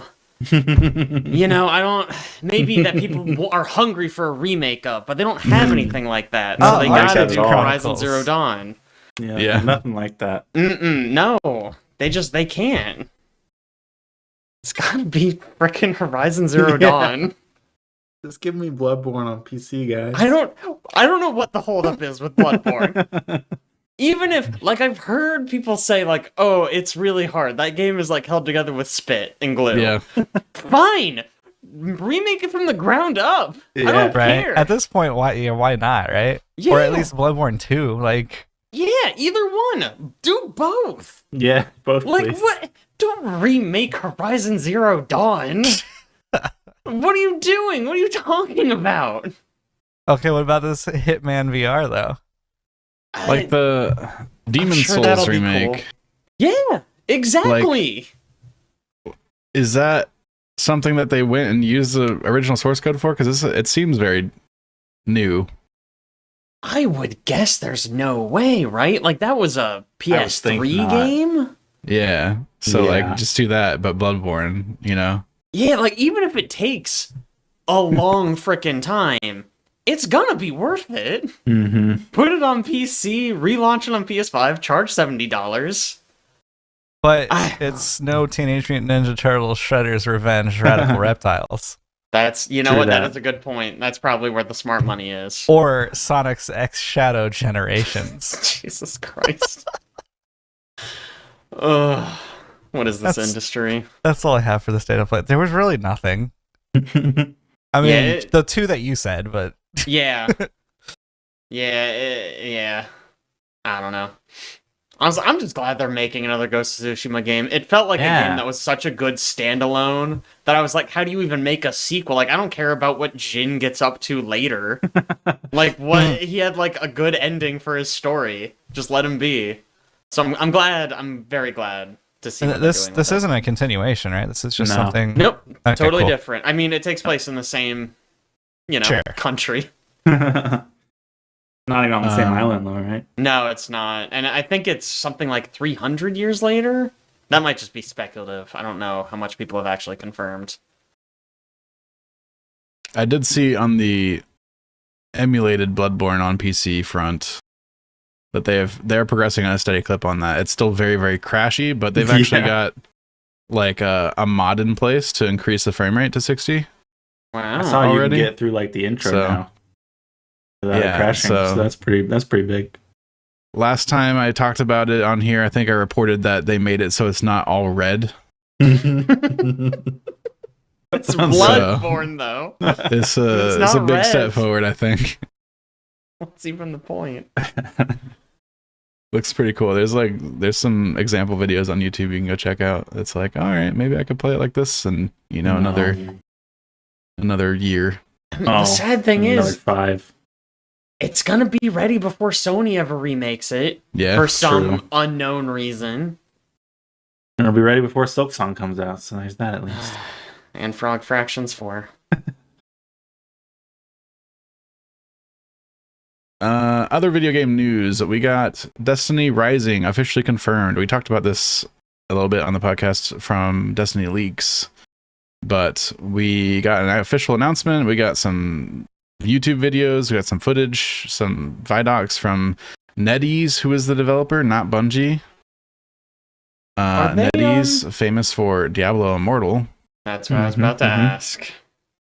So associate what you will with what this game's going to be. I don't know. So it could be a crazy cash grab with insane monetization, or maybe it, they could learn from people being upset with Diablo. Maybe, I don't know. Doubt it. Uh-huh. I mean, it probably still made a bunch of money, right? Yeah, we talked about it. $500 million. Yeah. Immortal made, so Yeah. There's a mock-up drawing of a subclass called microtransaction, and then there's just money on every single slot. Heck yeah. That's pretty funny. I think the important details we've learned about this game are it's an alternate Destiny universe, so they don't even want to officially connect it to Destiny. And it's the Destiny universe it's in is like before Titan, Hunter, and Warlock were codified into like what they are. I think it's they can like make classes, or it's not even classes, characters, I suppose, because that's what you're going to be playing as in this game, not like your own character. It's going to be heroes that you pick. Mm-hmm. But they can make heroes that are like combinations of break those molds. Mhm. those classes.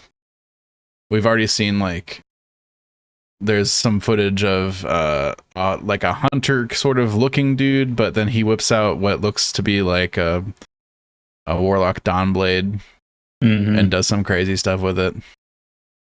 That could still just be a hunter. Like, yeah, I don't know. And then there's a bunch of different supers that they show in the trailer that are not in base Destiny, and I'm just like upset because I'm like, bruh, where that at in my Destiny? yeah, those look so sick. There's like a scythe one Yeah. that looks pretty sick. Scythe, yeah. All of them to me look like what Titans are plagued with, though. They're all roaming supers. Yeah. So maybe not a lot of bosses. Yeah, I mean May- that's really the question, right? What's the gameplay even gonna be like? Yeah. It's a first person, third person. Yep. Yep. You can choose, which is interesting. We'll definitely sell them cosmetics so that people can actually look at them. Mm-hmm.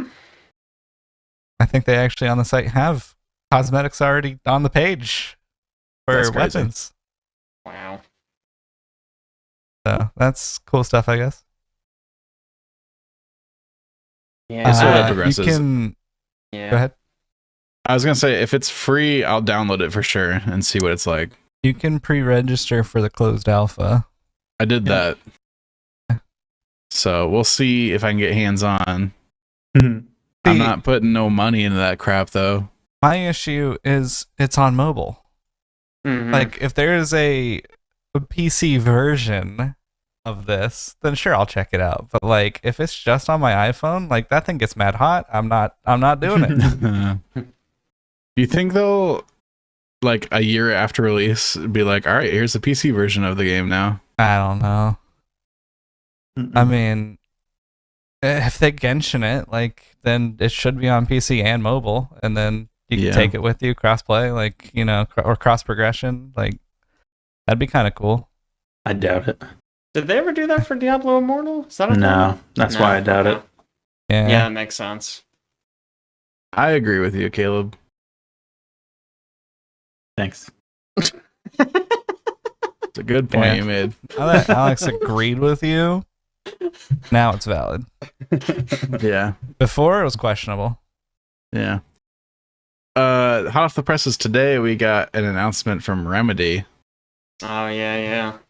FBC Firebreak is the name of their new co-op game coming next year, I believe. Yeah. It's most definitely like probably 4-player stands co-op, for right? Federal Bureau of Control is what I'm guessing FBC is. Yes, Almost that is certainly. correct. Takes place in the Control universe, which I guess is just the Alan Wake universe. I don't know. Yeah, I Um, mean they're the same. Yeah, I universe, guess. The right? Remedy. Do you just say Remedy universe now? The I don't know. Remedyverse. Sure. Remedyverse. Well, that's because Quantum Break is not part of it. It is not part of it. So, whatever. Who cares? Who cares about Quantum Break? I guess It's not part of it only because they don't have the rights for it to be part of it. that's a good reason, though. It is a good reason, but But yeah, there's a single trailer out, but it looks like a 3-player co-op shooter Yeah. along the lines of something like Left 4 Dead or Back 4 Blood or something like that. But like, Mhm. there's a bunch of really weird looking weapons shown in the trailer, so that looks kind of cool.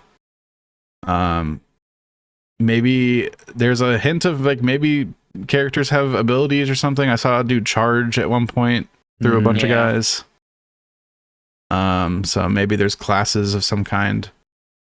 I would assume with 3 different players, it would be 3 different classes, but They'll probably give you It's 4. probably, to choose it's probably from. 4. Yeah. I feel like this is such a weird thing for Remedy to make because I feel like it doesn't play to any of their strengths. yeah. Like I obviously they make games where you shoot people, but I don't think that's ever been the appeal. You know what I mean? Like they've gotten their way combat better at hasn't it, but really been yeah, amazing ever. Right?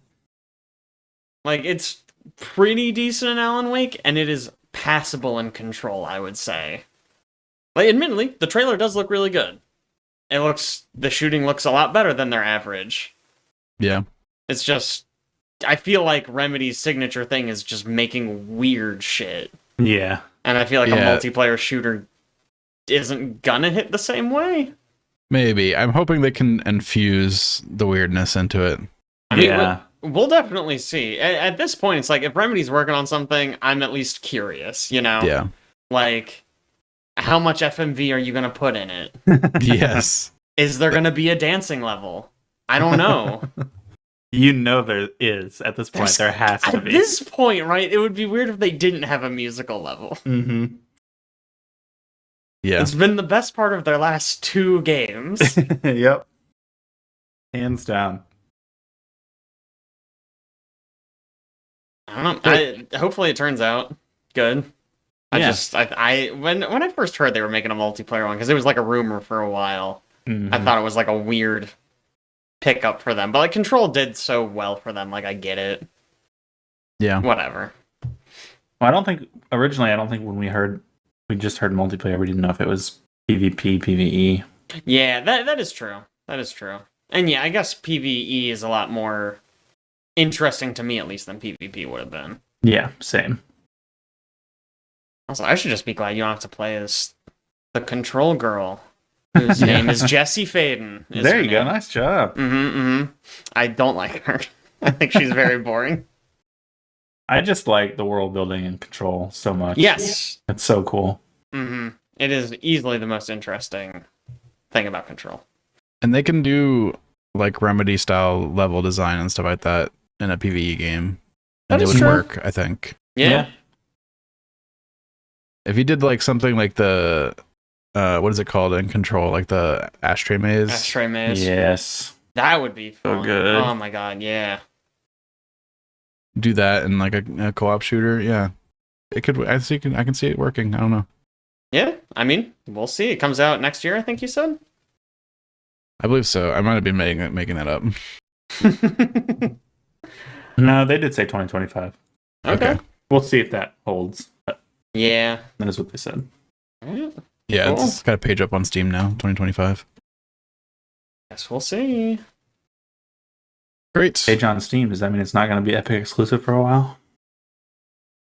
That is Oh, what that's a that good point. suggests. Because the last few of their games have been Epic exclusive, right? Yeah. Control and Alan Wake. Alan Wake. Mhm. Yep. Hmm. Can you even get Alan Wake 2 on Steam yet? I don't think so. Doesn't look it. Yeah. All roads return to Steam. Okay. Yeah. EA did it. Ubisoft just now decided all their new stuff's gonna come to Steam Yeah. day and Well, date. they gotta do something. For real. Yeah. I have heard that even though Alan Wake 2 was obviously very critically acclaimed and won a lot of awards, it has not made a lot Sold of really money. well. Yeah. I don't like. I think blame Epic. technically it still lost them money, is what I had heard. Which, like, yeah, it isn't that surprising, honestly. It's a weird game and it was an Epic exclusive. Yeah. Like, I think we I had don't- talked about it on the podcast where they finally Probably. decided they had made money off of it. oh, did they? Okay. I think so. Alright. I mean, it obviously, I think it deserves to. Mm-hmm. Like, it's It's phenomenal. It's really yeah, good. it's a cool ass game. It's a weird ass game. Yeah, I know this guy who doesn't play any horror games, but he played all the way through it. Yeah. Wow. Crazy. It might be my favorite survival horror game. Wow. It's a lot of competition, huh? Yeah. Yeah. I'd have to think about if there's any other ones that I've played that could compete. Any You really have Resident to think Evil about that, games? huh? I don't know if there's I'm just trying to think of any other ones that I've played. Yeah. Does BioShock Infinite count? No. No. Regular BioShock's kind of scary though. That's why it might count. You could argue it counts. Not infinite. Did you not play the Dead Space remake? No. Okay. Are you kidding, Jake? Come on. Well, I don't know. still You want played Alan to. Wake too. I want to play that at some You point. I just absolutely haven't. should. It's really, really good. Really, What really about- good. Have you played any of the recent Resident Evil games? No. Mm-mm. All right, I give up then. No. You gonna play a And Silent Hill 2 remake? No. I have no desire to play that one actually. Oh wow. I don't really Maybe care. I don't really care, I don't think. But I do kind of Wow. want to play the Resident Evil 4 remake. Because I never played that. Like originally. Or after it was remade. I don't know. Did you play Speaking- the original Silent Hill too? No. Then why does I don't But understand. I don't know. Resident Evil 4 is always brought up, like constantly, as like, oh, it's Unlike like one of the best Silent Hill games. Is it? Yes. Yeah. Yes, it is. 2. I don't know. Game seems Probably on the short list of best Lame. video game stories ever. Yeah. Widely considered a masterpiece. There's a reason they remade it, and they didn't do 1 or 3 or 4. Yeah, just like there's a reason they are remaking Horizon Zero Dawn. Yeah, exactly. It's a classic that And not everybody one of the- loves. Everyone one of the loves best video it. game Forbidden stories. West, I guess. Actually, though, Oh. the story in Horizon Zero Dawn is very, very, very good. It's It's good. the best part of that game. Hands down.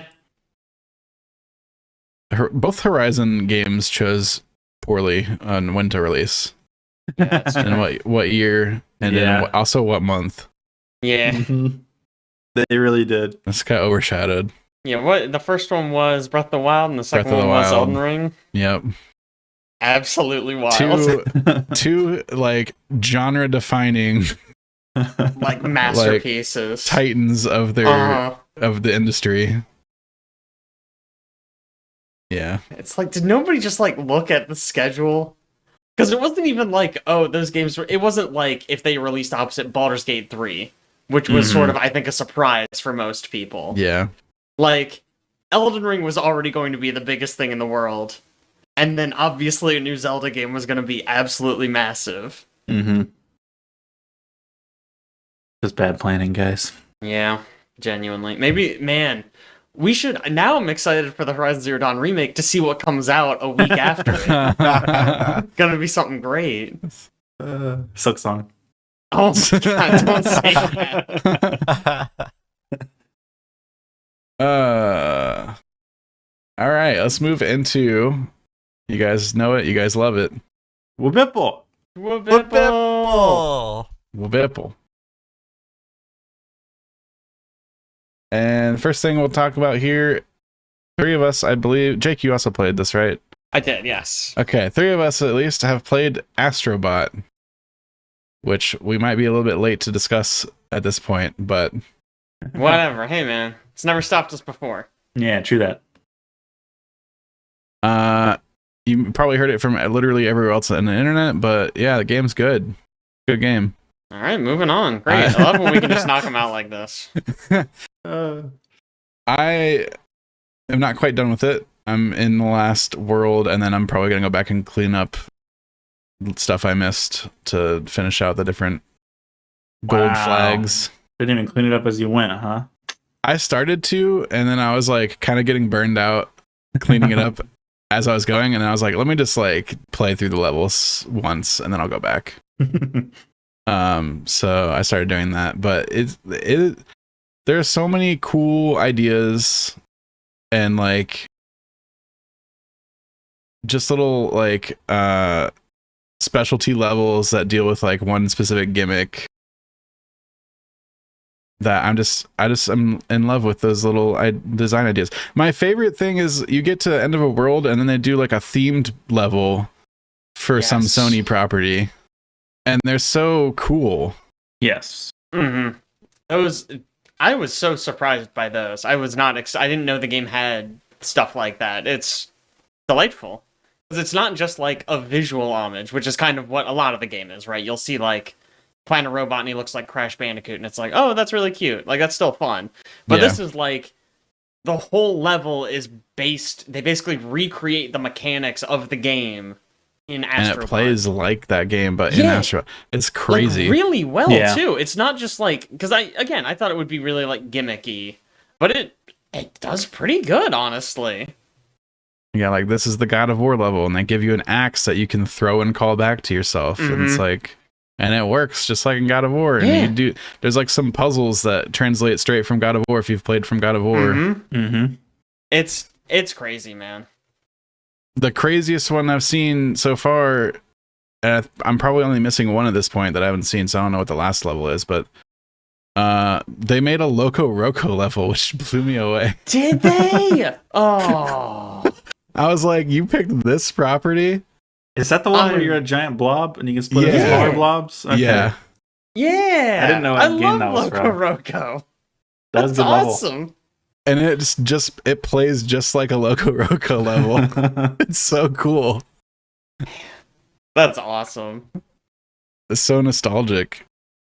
I think I'm only like halfway through the game. I have not put enough time into it just yet, but I'm enjoying it immensely.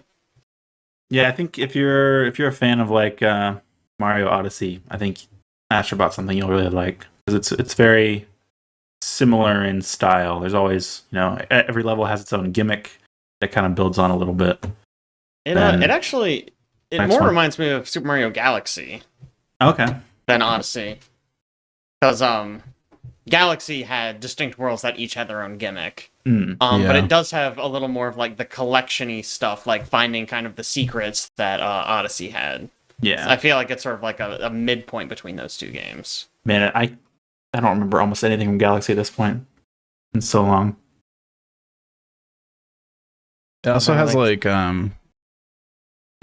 like when you don't have any of the gimmick power-ups or whatever, it's a little bit less mechanically intense than something like Odyssey. Like That's Mhm. true. Odyssey, Odyssey, you always have the cap that you can do some crazy stuff with. Yeah. Mhm. There's no fancy tech, jump tech Yeah. or anything. Yeah, It's also a very easy game. Yeah. Like Very easy. pretty darn standard. I had trouble with one level so far. It was like one of these challenge triangle levels. oh yeah, Those can I actually be died a on little those a few frustrating, times. I feel like. Yeah. Yeah, one of the things I noticed, especially when I was doing that level, is like a difference between this and like a Mario game. You just insta die if you get hit by anything, Yep, Mhm. it's a one hit. whereas like usually in Mario games you have a couple hits to take before you get reset. Mhm. And sometimes like, in very specific situations that can be a little frustrating. Yeah. Especially like if you're just like mindlessly going through an easy section and you do something really stupid and it sets you back a good amount, I'm like, man, that was dumb. That shouldn't have killed me. Mm-hmm. But it's mostly just like pure nostalgia fueled delight. Yeah, it's really good. Yeah, it's got like I a just- bazillion references. Yeah. So many that I didn't get. There's a surprising number of bots that pop up, and I'm like, man, I don't even know who this is referencing. Yeah. I feel like I guys should. recognize Deacon St. John from everyone's Deacon favorite game, Days St. John. Gone. I actually did get that recognize one. the Days Gone Yeah. character, Mhm. Of course you did. He's I a don't know his beloved name, icon. but I did recognize him. There are some other ones that I don't know Yeah. Mm. where they're coming from. I feel like I've known most of them. There were like one or two so far, but I'm also way less. I haven't finished it yet. Sure. Did you guys hear about the Days Gone guy?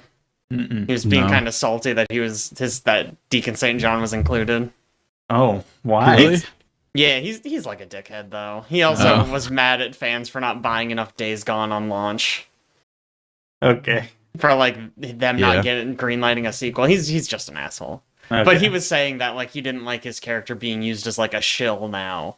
Oh. As though, again, the guy from Days Gone, the open world zombie game, That was the is draw. some like sacred. Yeah, A was a sacred thing, and B that it's helping Astrobot, Yeah, it's the and not one that's the other propping it freaking up. way around. You know? Mm-hmm. Not Psycho Mantis or like Mm-hmm. Yeah. Ape Escape Monkey 1 through 6. Love those guys. Surprised Man. that there's only 6. Loco Roco Blob.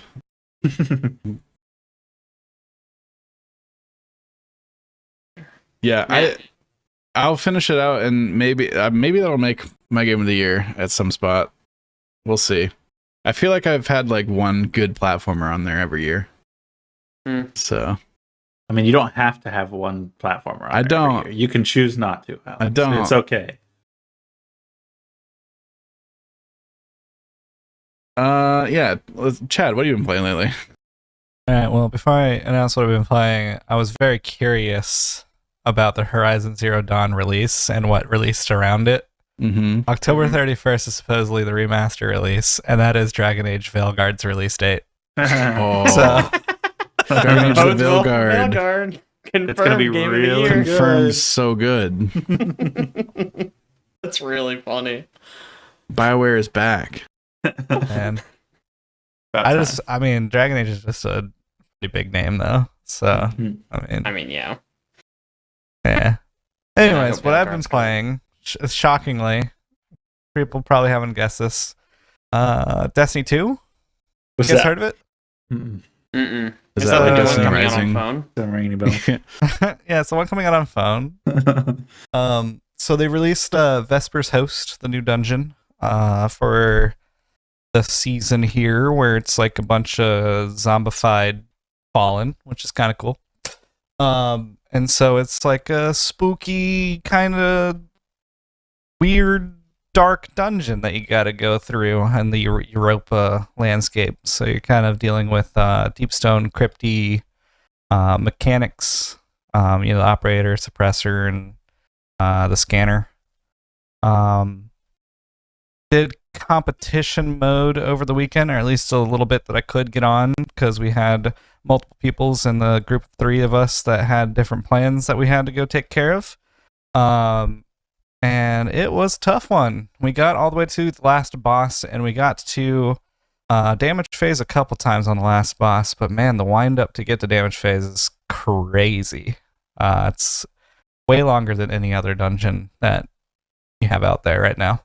To put it into perspective on the toughness, I kind of pulled up a couple of the emblems that have been in competition mode before, such as King's Fall, which is it was only the first 24 hours that people were able to attempt it, and it was 16,675 people completed that, which that wasn't. I think people didn't think that was too tough, but also it was pretty good. And then Root of Nightmares came out, and everybody was like, "Holy crap, that was like the easiest raid ever!" 188,201 people Jeez. completed competition mode on that one. And then you go to the Salvation's Edge, Oh no. and that is where it gets tough. 3,292 people. So I'm actually kind of not upset that we didn't attempt that. I mean, it was tough when we went through it the first time. So, but we come to Vesper's host, and I have two conflicting results with these numbers. The official number is 14,775. So it's kind of along the lines of King's Fall difficulty, but it was. Before the last 4 hours, I think we were around 9,000, 8,000, somewhere around there. And then somebody found out that there was a cheese. And the cheese is there's unlimited respawn tokens. And how you get that is as soon as you die, you just leave. Go to King's Fall, drop a banner, grab it, come back, and then you're alive with full ammo. So people, I don't know why that works, how Weird. that works. It's bizarre. But yeah, the people use that, and so a lot of people got pushed over the edge. Knowing how much I know about dungeons and raids and stuff like that, and playing with the crew that I play with, and honestly, from the beginning of Salvation's Edge, how difficult I saw that raid to now, where I think it's honestly one of the easiest raids out there. If we had 4 more hours to really dig into this last boss, I think my group could have done it. Because we got to the damage phase, we just needed to get comfortable with rotations, knowing where to stand, knowing how to get there efficiently, and even maybe me switching off a hunter, going to Titan or something, because there was That's blasphemy, one room. Chad. What's that? Blasphemy. There's one room that there was just too much damage that a Titan shield would have helped, a second one. So yeah, that's all I've been doing in there. Going through some of that.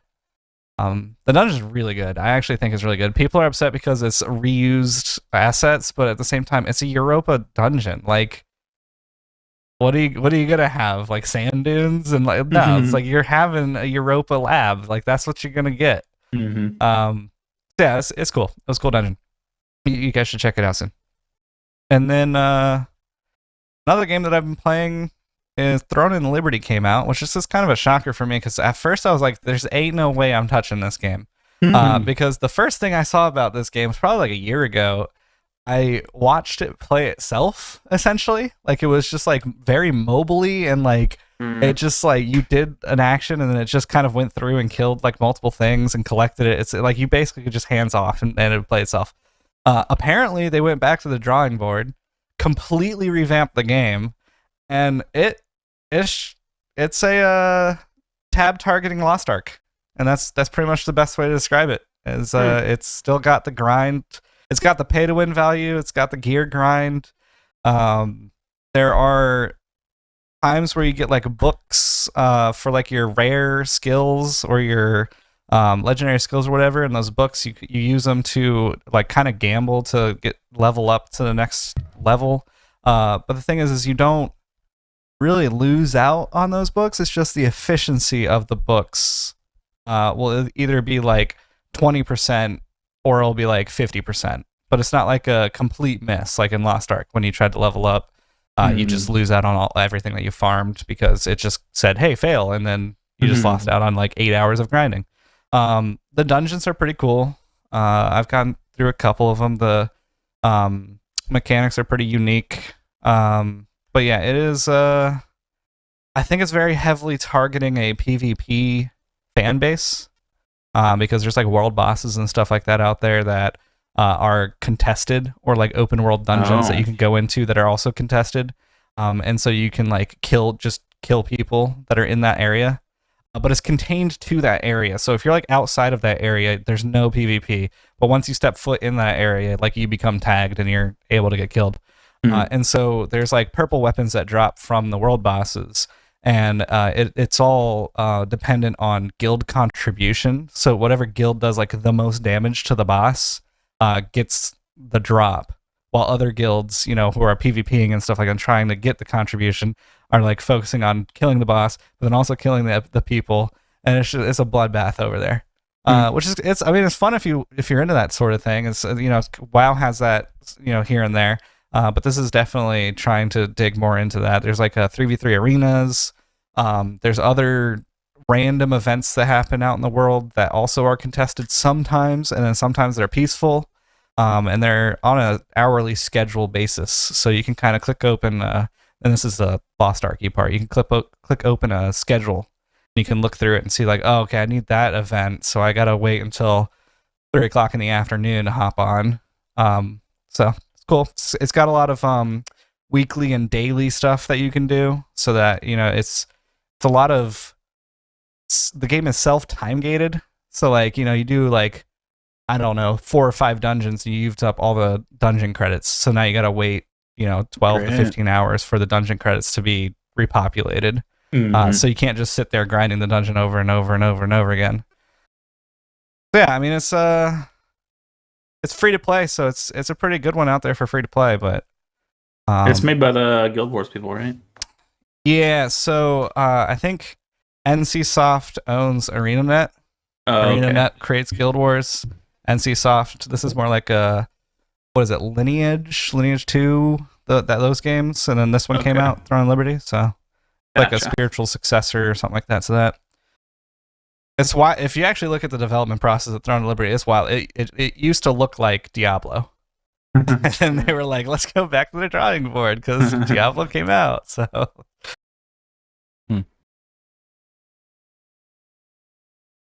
great. Let's mix it up. Let's go, Jake. Me? Oh my god. Whoa, buddy. What are you doing? I don't know what to do. Aaron's not here, it's chaos. Yeah.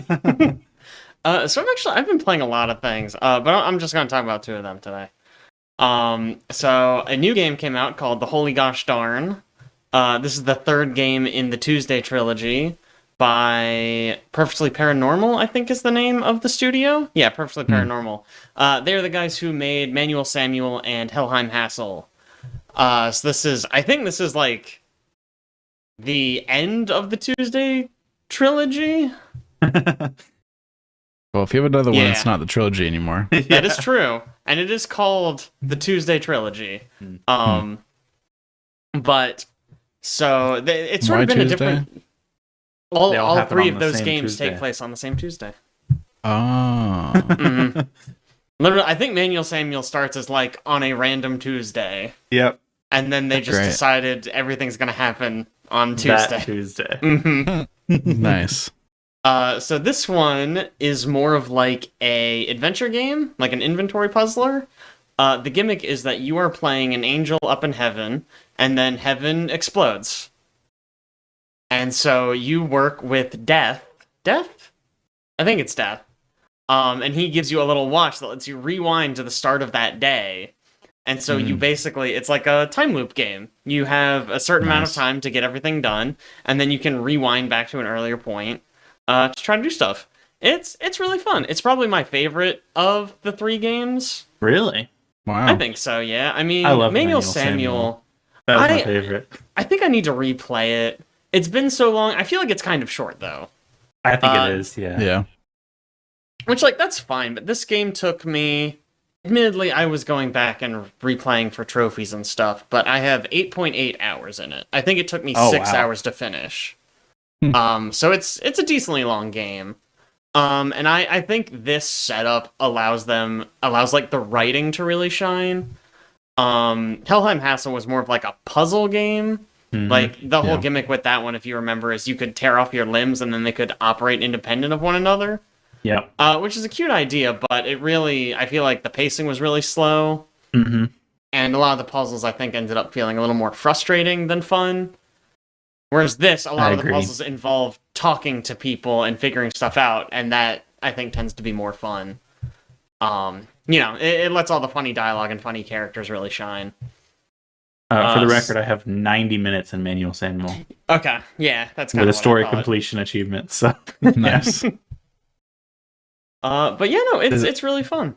Is this why you went on an adventure game kick It is. recently? Yeah. I finished the Holy Gosh Darn, and I was like, oh, I want to play it again and get the trophies. And that ended up being a little bit frustrating. So I was like, well, let me just play some of these other adventure games that have been sitting around.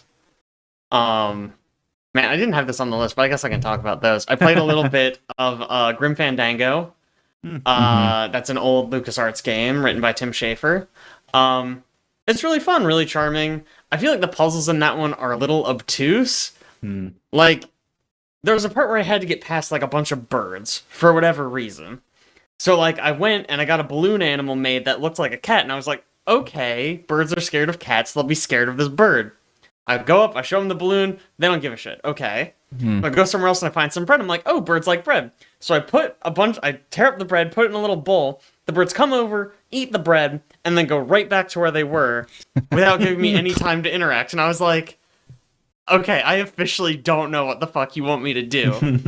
The answer was take the cat balloon, put it in the bowl, then put the bread on top of the cat balloon. The birds eat the bread, popping the balloon, scaring them, and making them leave.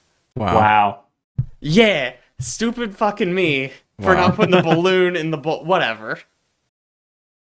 It is a fun game, but I have basically just been having a walkthrough up on my second monitor for when I get to a point in a puzzle where I'm just like, I don't know what you want from me. Yeah. And I also played a little bit of The Secret of Monkey Island. That one hasn't been... There was one thing that was a little bit frustrating, but it's been fun. That one's clearly quite a bit older. I learned it's like 9 years older than Grim Fandango, which is crazy. Really? Yes. Wow. It's older. Yeah, because I was Grim literally... Fandango is not new. No, it's quite old as well. I guess I should also specify, I'm playing the remaster of both of those, not the originals. Yeah. Just because those games are really hard to run anymore. Yeah. The engines just like don't work with modern hardware anymore. But they've both been good. The writing is very charming, but the mechanics are very clunky. So it's kind of a give and take. But yeah, that is why I was on an adventure game kick for a while, was because of the holy gosh darn. I definitely recommend it. It is not... It's very easy. I don't think there were a lot of puzzles that I really had to like rack my brain for. But the writing's fun and it keeps up a good pace. I feel like anytime you're playing something that's like a... I don't know, what did you call it? Inventory puzzler or something you called it? I think? Adventure game's probably the cleanest way to say it. Probably is. Yeah. But anytime you're playing one of those, I feel like if a puzzle is in any way complicated, it just gets frustrating. That is true. Because they want you to do something very specific and you're not. Yeah. You know, I just remembered, I also replayed Broken Age. Oh. That's a good game. That's a fun game. That is a good game. The first half, I think, is absolutely brilliant, and the second half is not as good. But I still enjoy it. I like that game a lot. The other game I've been playing, or I guess the other game I want to talk about that I've been playing, we mentioned it before, Metaphor ReFantazio. Just came out a little bit ago. This is the new JRPG by Atlas, the guys who make Persona. And this is one Persona-ass game. Incredibly stylish. You make friends with people, and then you get sort of like a social link with them that you can level up by hanging out with them. You get a dungeon that you need to clear before a certain calendar day. The time elapses in-game, and every day you can do different things that'll raise your stats or increase your rank with your social people. It's pretty much a Persona game through and through. But some of the differences, I guess. This is a straight-up fantasy game. Persona always takes place in, like, modern-day Japan. But this is like a fantasy world with magic and fantasy races. People have horns and bunny ears and all that good stuff. There are kings and stuff. So it's been interesting to experience it in sort of a different setting. Obviously, I really like kind of the contemporary part of Persona, but it's kind of been refreshing to see something else. And then the other big difference, for anyone who doesn't know, Persona has like a fusion system. The way it works is you fight these monsters in the dungeons, and then you can basically capture them, and they are what you use to fight. And so you go into the dungeon, you get kind of a collection of these personas, and then you can go back and fuse them together to make more powerful versions. It's really the basis of all of the, at least Persona 3 to Persona 5. And I have always found it to be a little obtuse, a little frustrating. I basically just take my strongest ones and mash them together. And I'm like, great, that'll do. I don't pay any attention to, like, stats or what combinations should do what. I'm just like, just make a bigger number, please, and I'll just use it. I'm sure there are people who really like it. I'm just not one of those people. Metaphor ReFantazio, though, works. It's more of just like a job system. So each social link represents a different job. So like your little fairy companion, she is the mage. You can just equip a mage class. And you just, Great. here's the list of skills that the mage gets, and as you level up, you get more. Great. So clean. Yeah, a lot simpler. The other nice thing is, you can change what job your companions are. Nice. So you're not just stuck with, like, you know, stupid Yusuke who doesn't even learn charge. What am I supposed to do with him? Charge is the best move in the game. He's useless. Throw him away. I Man, can he just does be like, so much damage even without charge, though. here's the problem, though. Ryuji gets charge. So he just does even more. Ugh. But yeah, no, So does that mean essentially you can take people you care about with you instead of people I that you think care so. about what they can do? Yeah. it certainly opens it up more. I imagine their stats are still going to be the same. You know what I mean? Like, you equip a job and it'll be like, oh, you get +5 to magic when you equip this. But if one person natively has 20 magic and the other person has 5, Right. right, you probably don't want your warrior guy to be a mage. Mm-hmm. But yeah, I mean, it should give you a lot more flexibility. I'm obviously still very, very early. I only have 6 hours in. And we're talking 100+ hour game here. So. It's I have Probably. heard 80. Okay. 80 is the 80. number I've heard. So, you know, it's pretty short as far as these things go. I heard you don't get to like. Okay, I listened to the besties and they're talking on there Mhm. about how like the core loop doesn't really get going until, or it doesn't really start until 10 hours in. It doesn't really get going until 20 hours in. Is the quotes from there? Yeah, I mean, I don't know what exactly they're talking about. Yeah. I already have a dungeon I need to clear before a certain date, and I have an open world where I can run around doing a bunch of side activities to raise my stats. Yeah. To Sounds like you're me, doing it. that's the Persona loop. Yeah. Maybe it's going to be different, and obviously there are things I have not unlocked yet. Like, I think technically I can't hang out with my friends to increase our social stats yet, but I think as soon as I actually clear this dungeon, I will unlock that. I think I read Um, somewhere that opposite of Persona, it's highly recommended to finish the dungeons as soon as possible. Really? Yeah. I thought I was being clever waiting. Fine, whatever. It's fine. Because it Weird. does, I think, unlock stuff like that. Okay. That's funny, because literally I always did that in Persona, and by the end I was like, it's kind of dumb that I do it this way. I should wait. Yeah, yeah. Wow. now I've here I heard it's am. the opposite. Well, that's fine. I'll go back to my monkey brain ways. Another potentially cool thing is I think you can get, like, advanced classes. So, like, once you reach an archetype or a job, whatever, up to level, I think it's like 20, you'll get an advanced version of it. And I think there's also ones that'll have requirements where it's like, oh, if you want to be a samurai, you need warrior level 10 and knight level 5. Oh. I haven't gotten any of that yet. That's just kind of what I've gotten through osmosis. Very Just Fire reading Emblem about this game. feel. Yes, that does feel very Fire Emblem, right? I'm really excited about exploring the job system more. I like this system a lot more than the fusion system. I thought the fusion system was annoying. Nice. I'm excited to play this. Yeah, no. One last thing. I promise this is the last thing. You can you get a slot you can basically pay to inherit a skill from one of the other archetypes, which incentivizes you to not just be like, okay, I'm a warrior and I'm just going to do warrior. I don't care about advanced class. I don't care about doing other stuff. Now it's like, well, I want to do warrior, but if I get to level 5 in mage, I can get that cool buff spell and I can just stick that on my warrior. And it's like, oh, hey, that's pretty cool. I think that is, I like systems like that incentivize you to try different classes and like kind of min-max in that way. Mm-hmm. I'm excited to play this one. Play more of this one, I should say. Great. Caleb, what have you been playing? I've been playing some more of Black Myth Wukong. I'm getting really close to the end now. I just wanted to bring it up because it's really fun. But I highly recommend if you're going to play it to. Every region has a secret area. It's even labeled secret in the fast travel menu. Wow. Yeah, and It's I not highly much of a secret, is it? well, finding it is a secret. Once you found it and you can teleport to it, it doesn't bother hiding it anymore. But I highly recommend doing each of the secret areas. There's one in each region. The one in region 3 doesn't unlock until you beat the bosses of all the other regions, which are like 1 through 5.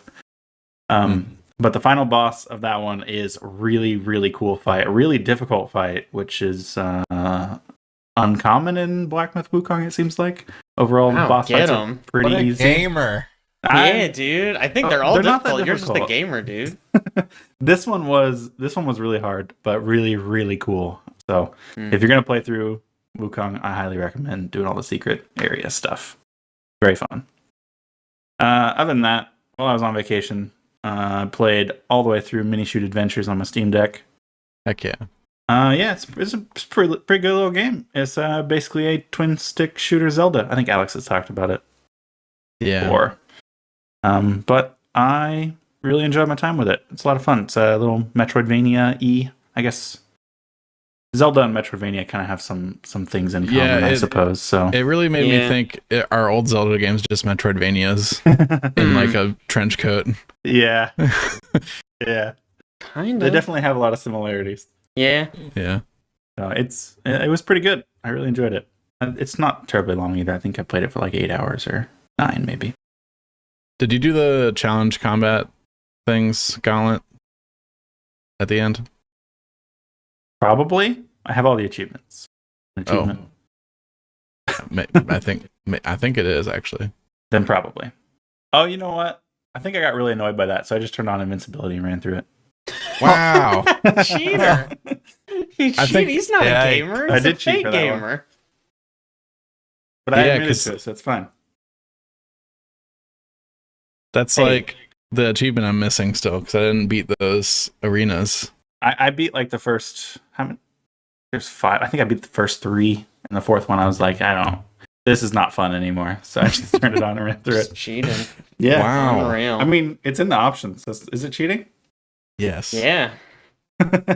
You know what else is in options? Easy mode. Cheating. Mhm. Yeah. Easy mode's cheating. That's what we Mm-hmm. heard it here You first. heard it here first. That's what we're going with. Mm-hmm. Write it down. Using magic in Elden Ring, cheating. Cheating. Mimic tier, cheating. Was that When are you it? gonna Is finish that all Elden you? Ring, by the way? Stop. Yeah. Okay. Great. Ben's lucky he's sick and left early. I guarantee he Yeah. has not very touched lucky that he's game. sick. You don't think he's played any more Elden Ring? I What's also funny don't think is he's lucky. it's really funny that we got this Steam family share thing directly after Don't bring everybody it up. pulled to buy an Elden Ring. We bought that idiot Elden Ring, and now we can just give it to him for free from our libraries. Are you serious? Like 5 extra copies So of the funny. game. Ugh. Yeah, so I guess I'll go over what I've been playing lately. And thanks to Steam Family Sharing and Jake's Library, I played Thank Goodness You're Here. How did you like that game? That game is sick. Oh, okay. It is basically just I want to say it's just an adventure game again, but like more like Yeah. you just wander around and More of a interact with walking things sim. until you figure out the trigger to progress. You do need to find stuff and take it places. It's not just a walking sim. Okay. Yeah. But it's very short and it's Mhm. mostly just a comedy game. Yes. Very British. Incredibly British. Highly British. When you boot the game, it like pops up this thing that says something ridiculous. And I didn't understand it, so I was like there's an option that's like it says something else that I don't even know what that said. And then the other option is what?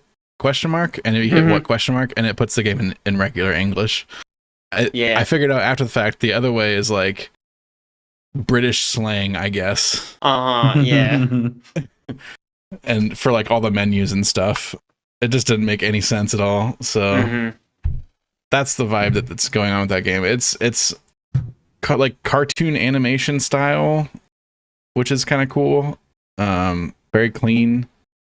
Mhm. And it was just like funny writing. It's very funny. And it's very short. It's like 2 hours long. Yeah, that sounds about right. That's good. I'm glad you liked it. I liked it pretty well.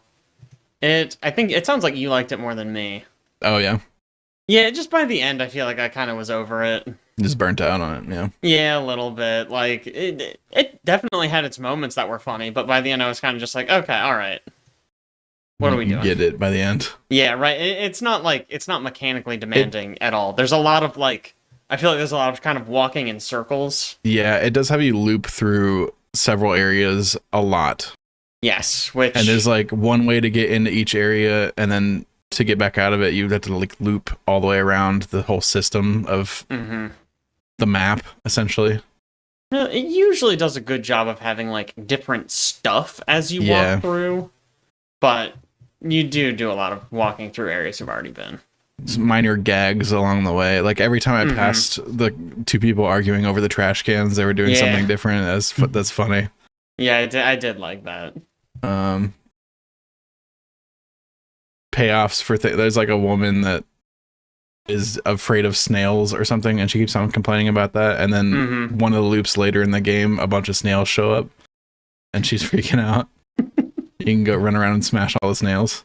Hmm. Yeah, I it's cool because like I don't think I would have paid for that game Yeah. myself, so it's neat that it was just there because I did You're want to play it. You're welcome, Um, buddy. Family sharing it's Yeah. been nice. Along the same lines, I at some point purchased I Am Your Beast. If you want to check that out at some point, that's very slick and cool. That is like the first person Hotline Miami looking thing, right? Yeah. Okay, that one. nice. It's pretty short, Hmm. just to give back to the group. So generous. Got to play that before they shut the whole thing down. Yeah. Before they listen to this podcast and realize we're abusing it. The other thing I want to talk about is Dragon Age. Veilguard's coming out soon, and I've been playing Yes. through the Dragon Age games. So I finished Origins. I finished 2, and Wow, you're cruising. I am in a few. I'm not that far into Inquisition yet. I Well, at basically least just it's a started. really Because- short game. Because Yeah, why? yeah. Because Well, why, Alex? I was gonna play like a bunch of it last night. I sat down. I was like, all right, I'm gonna play like 3 hours of this game right now. And then Chad was like, what if we just played the multiplayer instead? And I was like, all right, let's play the Inquisition multiplayer. Jesus Christ. So then we ended up figuring out how to get all that working for a while. Played that. For You a gotta bit. start there now. How was the Inquisition multiplayer? I've never played it. Man, it's kind of cool, but Is it? it's definitely meant for 4 players, and we only have Oh. 2. Hmm. But it's essentially like a class-based like dungeon crawl with like the Inquisition combat mechanics. So I was playing a mage, and there's like 17 characters you can choose from, but most of them are locked. Oh, So you sure. unlock it as you go. So I like picked the one mage that was available, and I had a barrier and a chain lightning, and that was all I had to begin with. Oh, that's rough. And Chad had like a dwarven tank dude. Okay. So he would run up and take aggro for everybody, and then I would just like throw barrier on him and cast chain lightning over and over. I had one skill that I think if I took damage 5 seconds after I took damage, if I used it, it's like 200% weapon damage back to them. And then the skill that I mostly used while I let Alex basically kill everybody was just a tower shield ability that every time I got hit, I just got shield put onto my health bar. Oh, nice. Yeah. But there's Which like apparently I got 2 characters to level 7 with Travis when I played that in the past. there's crazy. like class progression and unlocking other characters and like all that kind of stuff. There's like skill trees that you go down. It seems fairly in depth, and like I think it would actually be really cool to play a bunch of it, but it's like so old at this point. I don't know. It's so Mhm. weird. I was telling Chad like we didn't really get a ton of the way through because it's like very hard with two people and like low level characters and You weren't playing with Caleb the gamer. Like, yeah. Right. I mean, that's one thing for sure. But I was like, I can see the potential.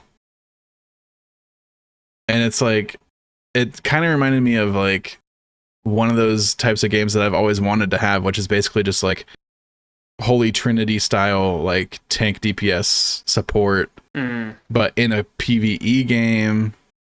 Right. And like you run levels with it, and it's like class and party makeup actually matters. It had that vibe, definitely. I don't know. I don't remember anybody ever really talking about it, even back in the day.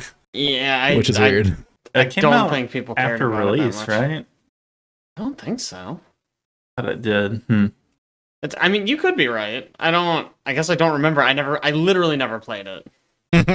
Like, it got me interested enough that I was like, man, I wonder if Veilguard's gonna have something like this. And I went and looked, and I was like, no, Veilguard's strictly single player. They're not trying to do any multiplayer with it. So that's unfortunate, but it definitely seemed kind of cool. What did you think of the real Dragon Age games, though? Okay, yes. So Origins. Origins holds up, I think. It has some technical issues, like just UI not scaling to higher resolutions and stuff like that. It's also Maybe the ugliest game known to man. Some like control Pretty freaking stuff. ugly. Sometimes some AI bugs out weirdly. Like, I have my tactics set up for my rogue, where I'm like, you should be fighting people, definitely, based on what I have set up here, but you're standing next to me doing nothing, and I don't know why.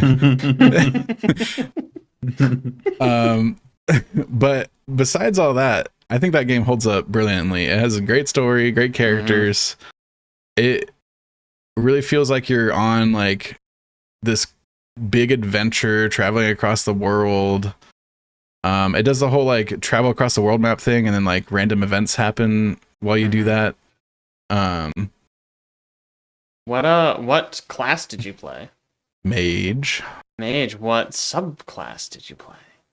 I Or subclasses, perhaps. Yeah, I basically I played like a controlling mage, I guess. I had like the freezy move. I had like what do you call the move? It's like a cage of energy. Static cage.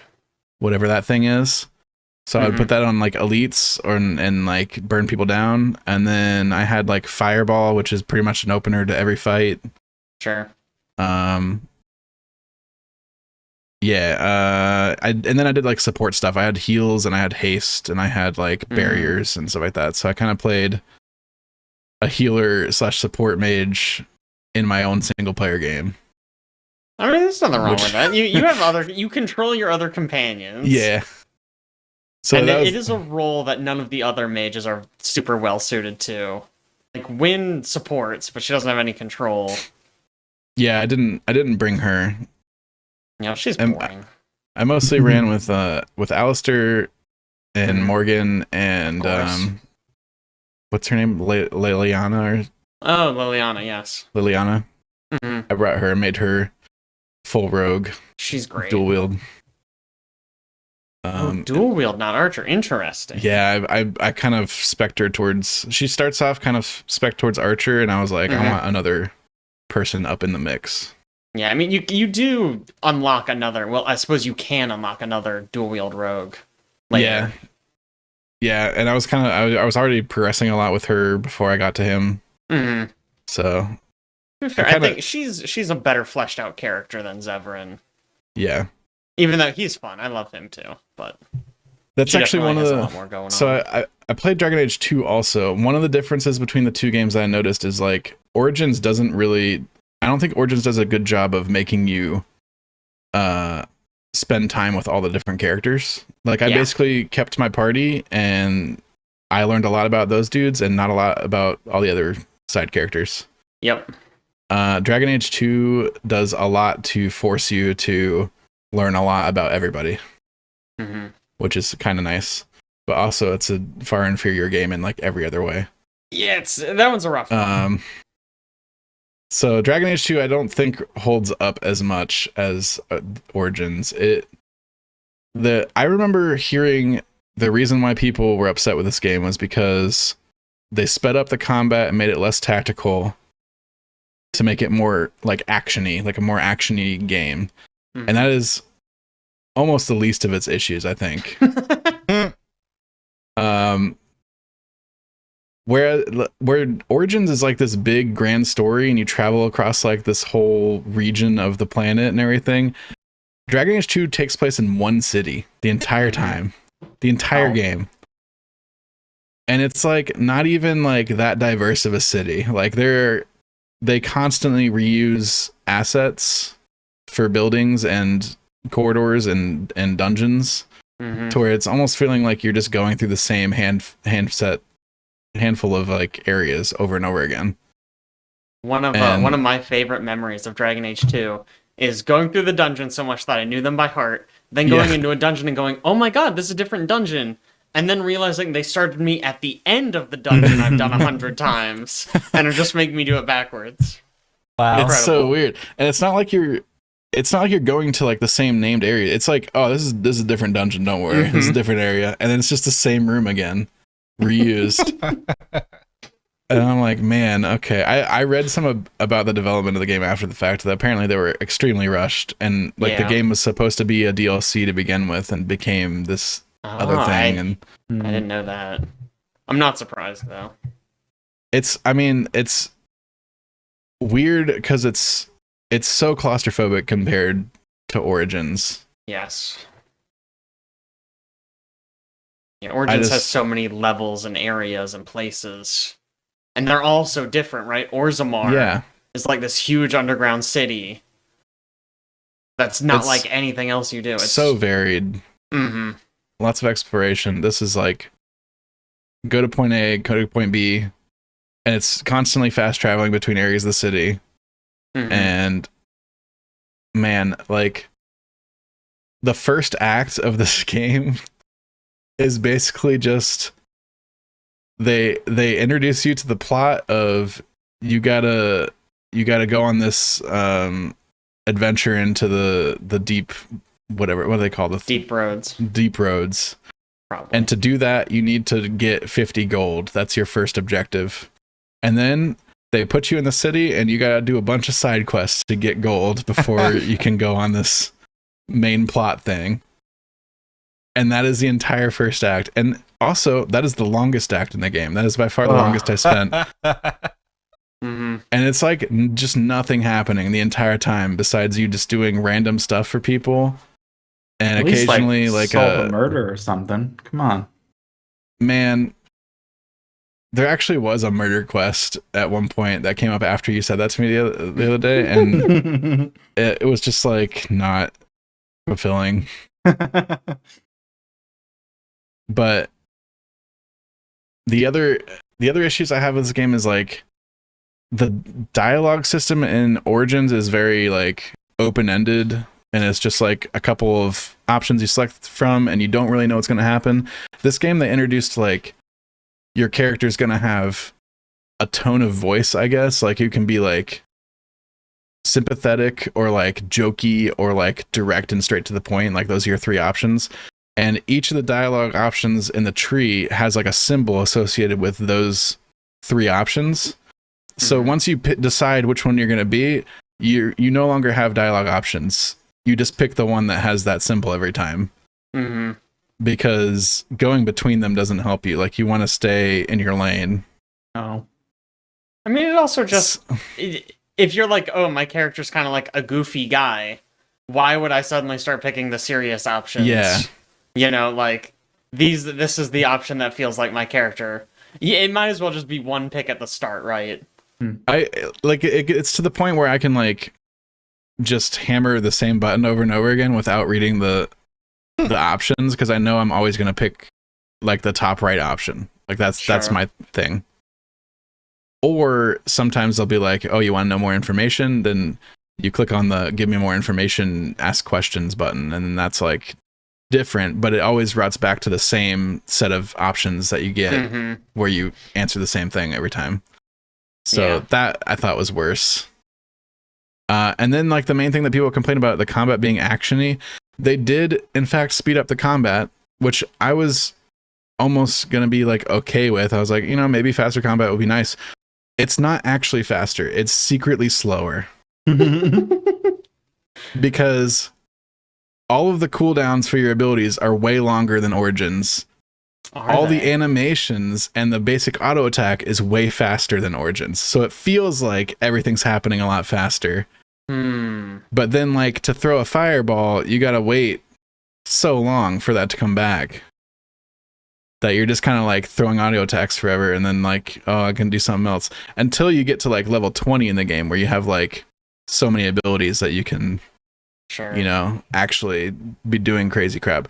I did kind of like the build I ended up with eventually, though. It was quite fun. I was playing with force powers in this one. I was a mage again. I've been playing a female mage in every game, even though they're technically different characters, but whatever. And so my female mage in the second game would be like suck everybody together into a big clump, then drop a big slow on top of the clump so nobody can get out of it, then drop Tempest on top of that so everybody just gets like murdered with lightning bolts and they can't run away. So that was fun every time. That was enjoyable. Nice. I like that you said technically different characters. They're just different characters. They are. I mean, yeah. Just like normal style. But like I've been building basically the same character. The same character. Okay, sure. Like I've been making a redhead human woman mage in every game. So when Hawk shows up, I've heard that Hawk shows up in Inquisition, so that'll be weird. That'll be weird.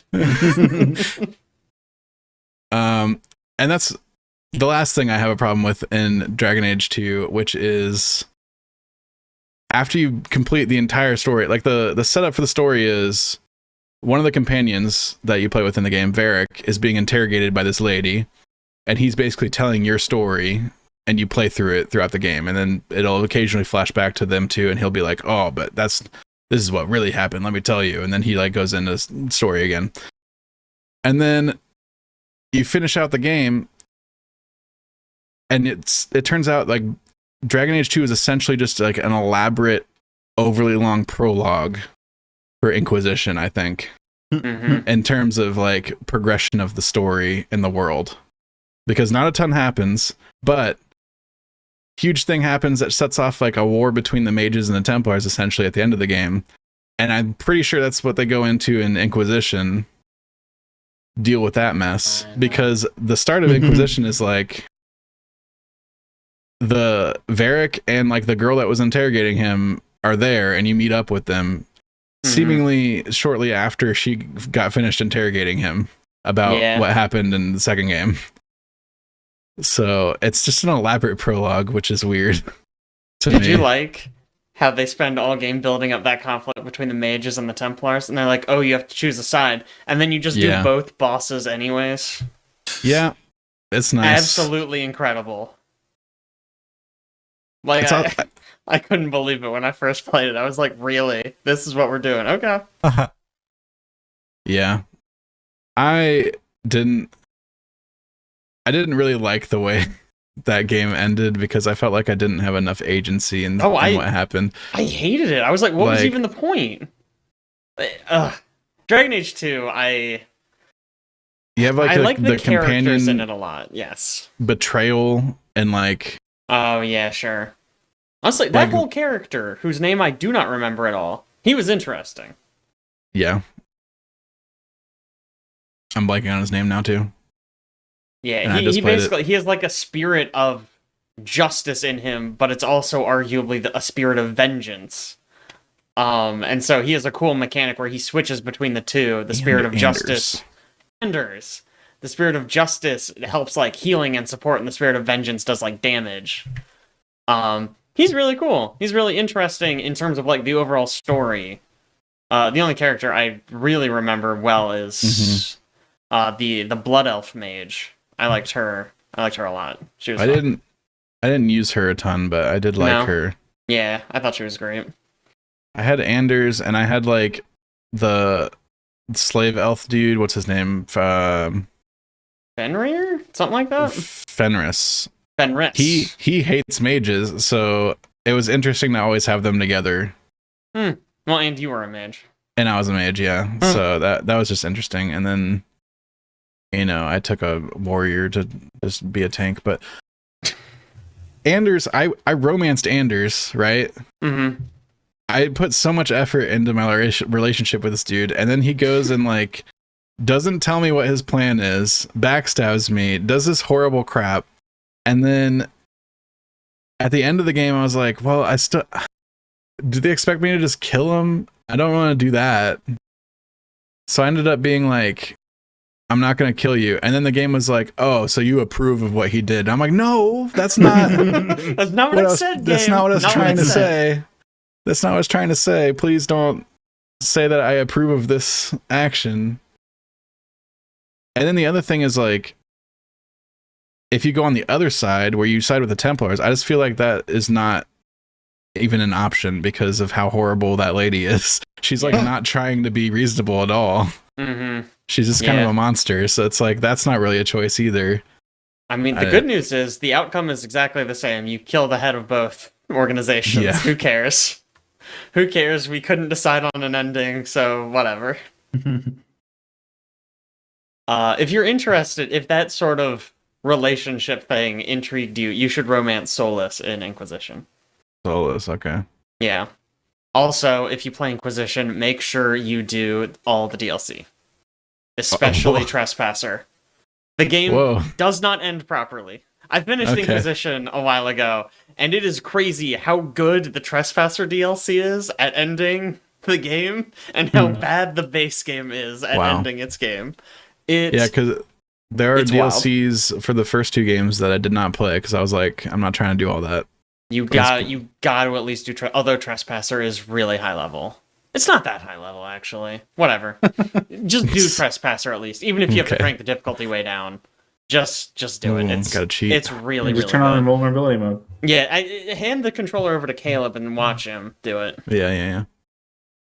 And that is my advice to you: is make sure you do that because the game does not end properly. Interesting. And then, yeah, from everything we hear, Veilguard is just a direct sequel to Inquisition, so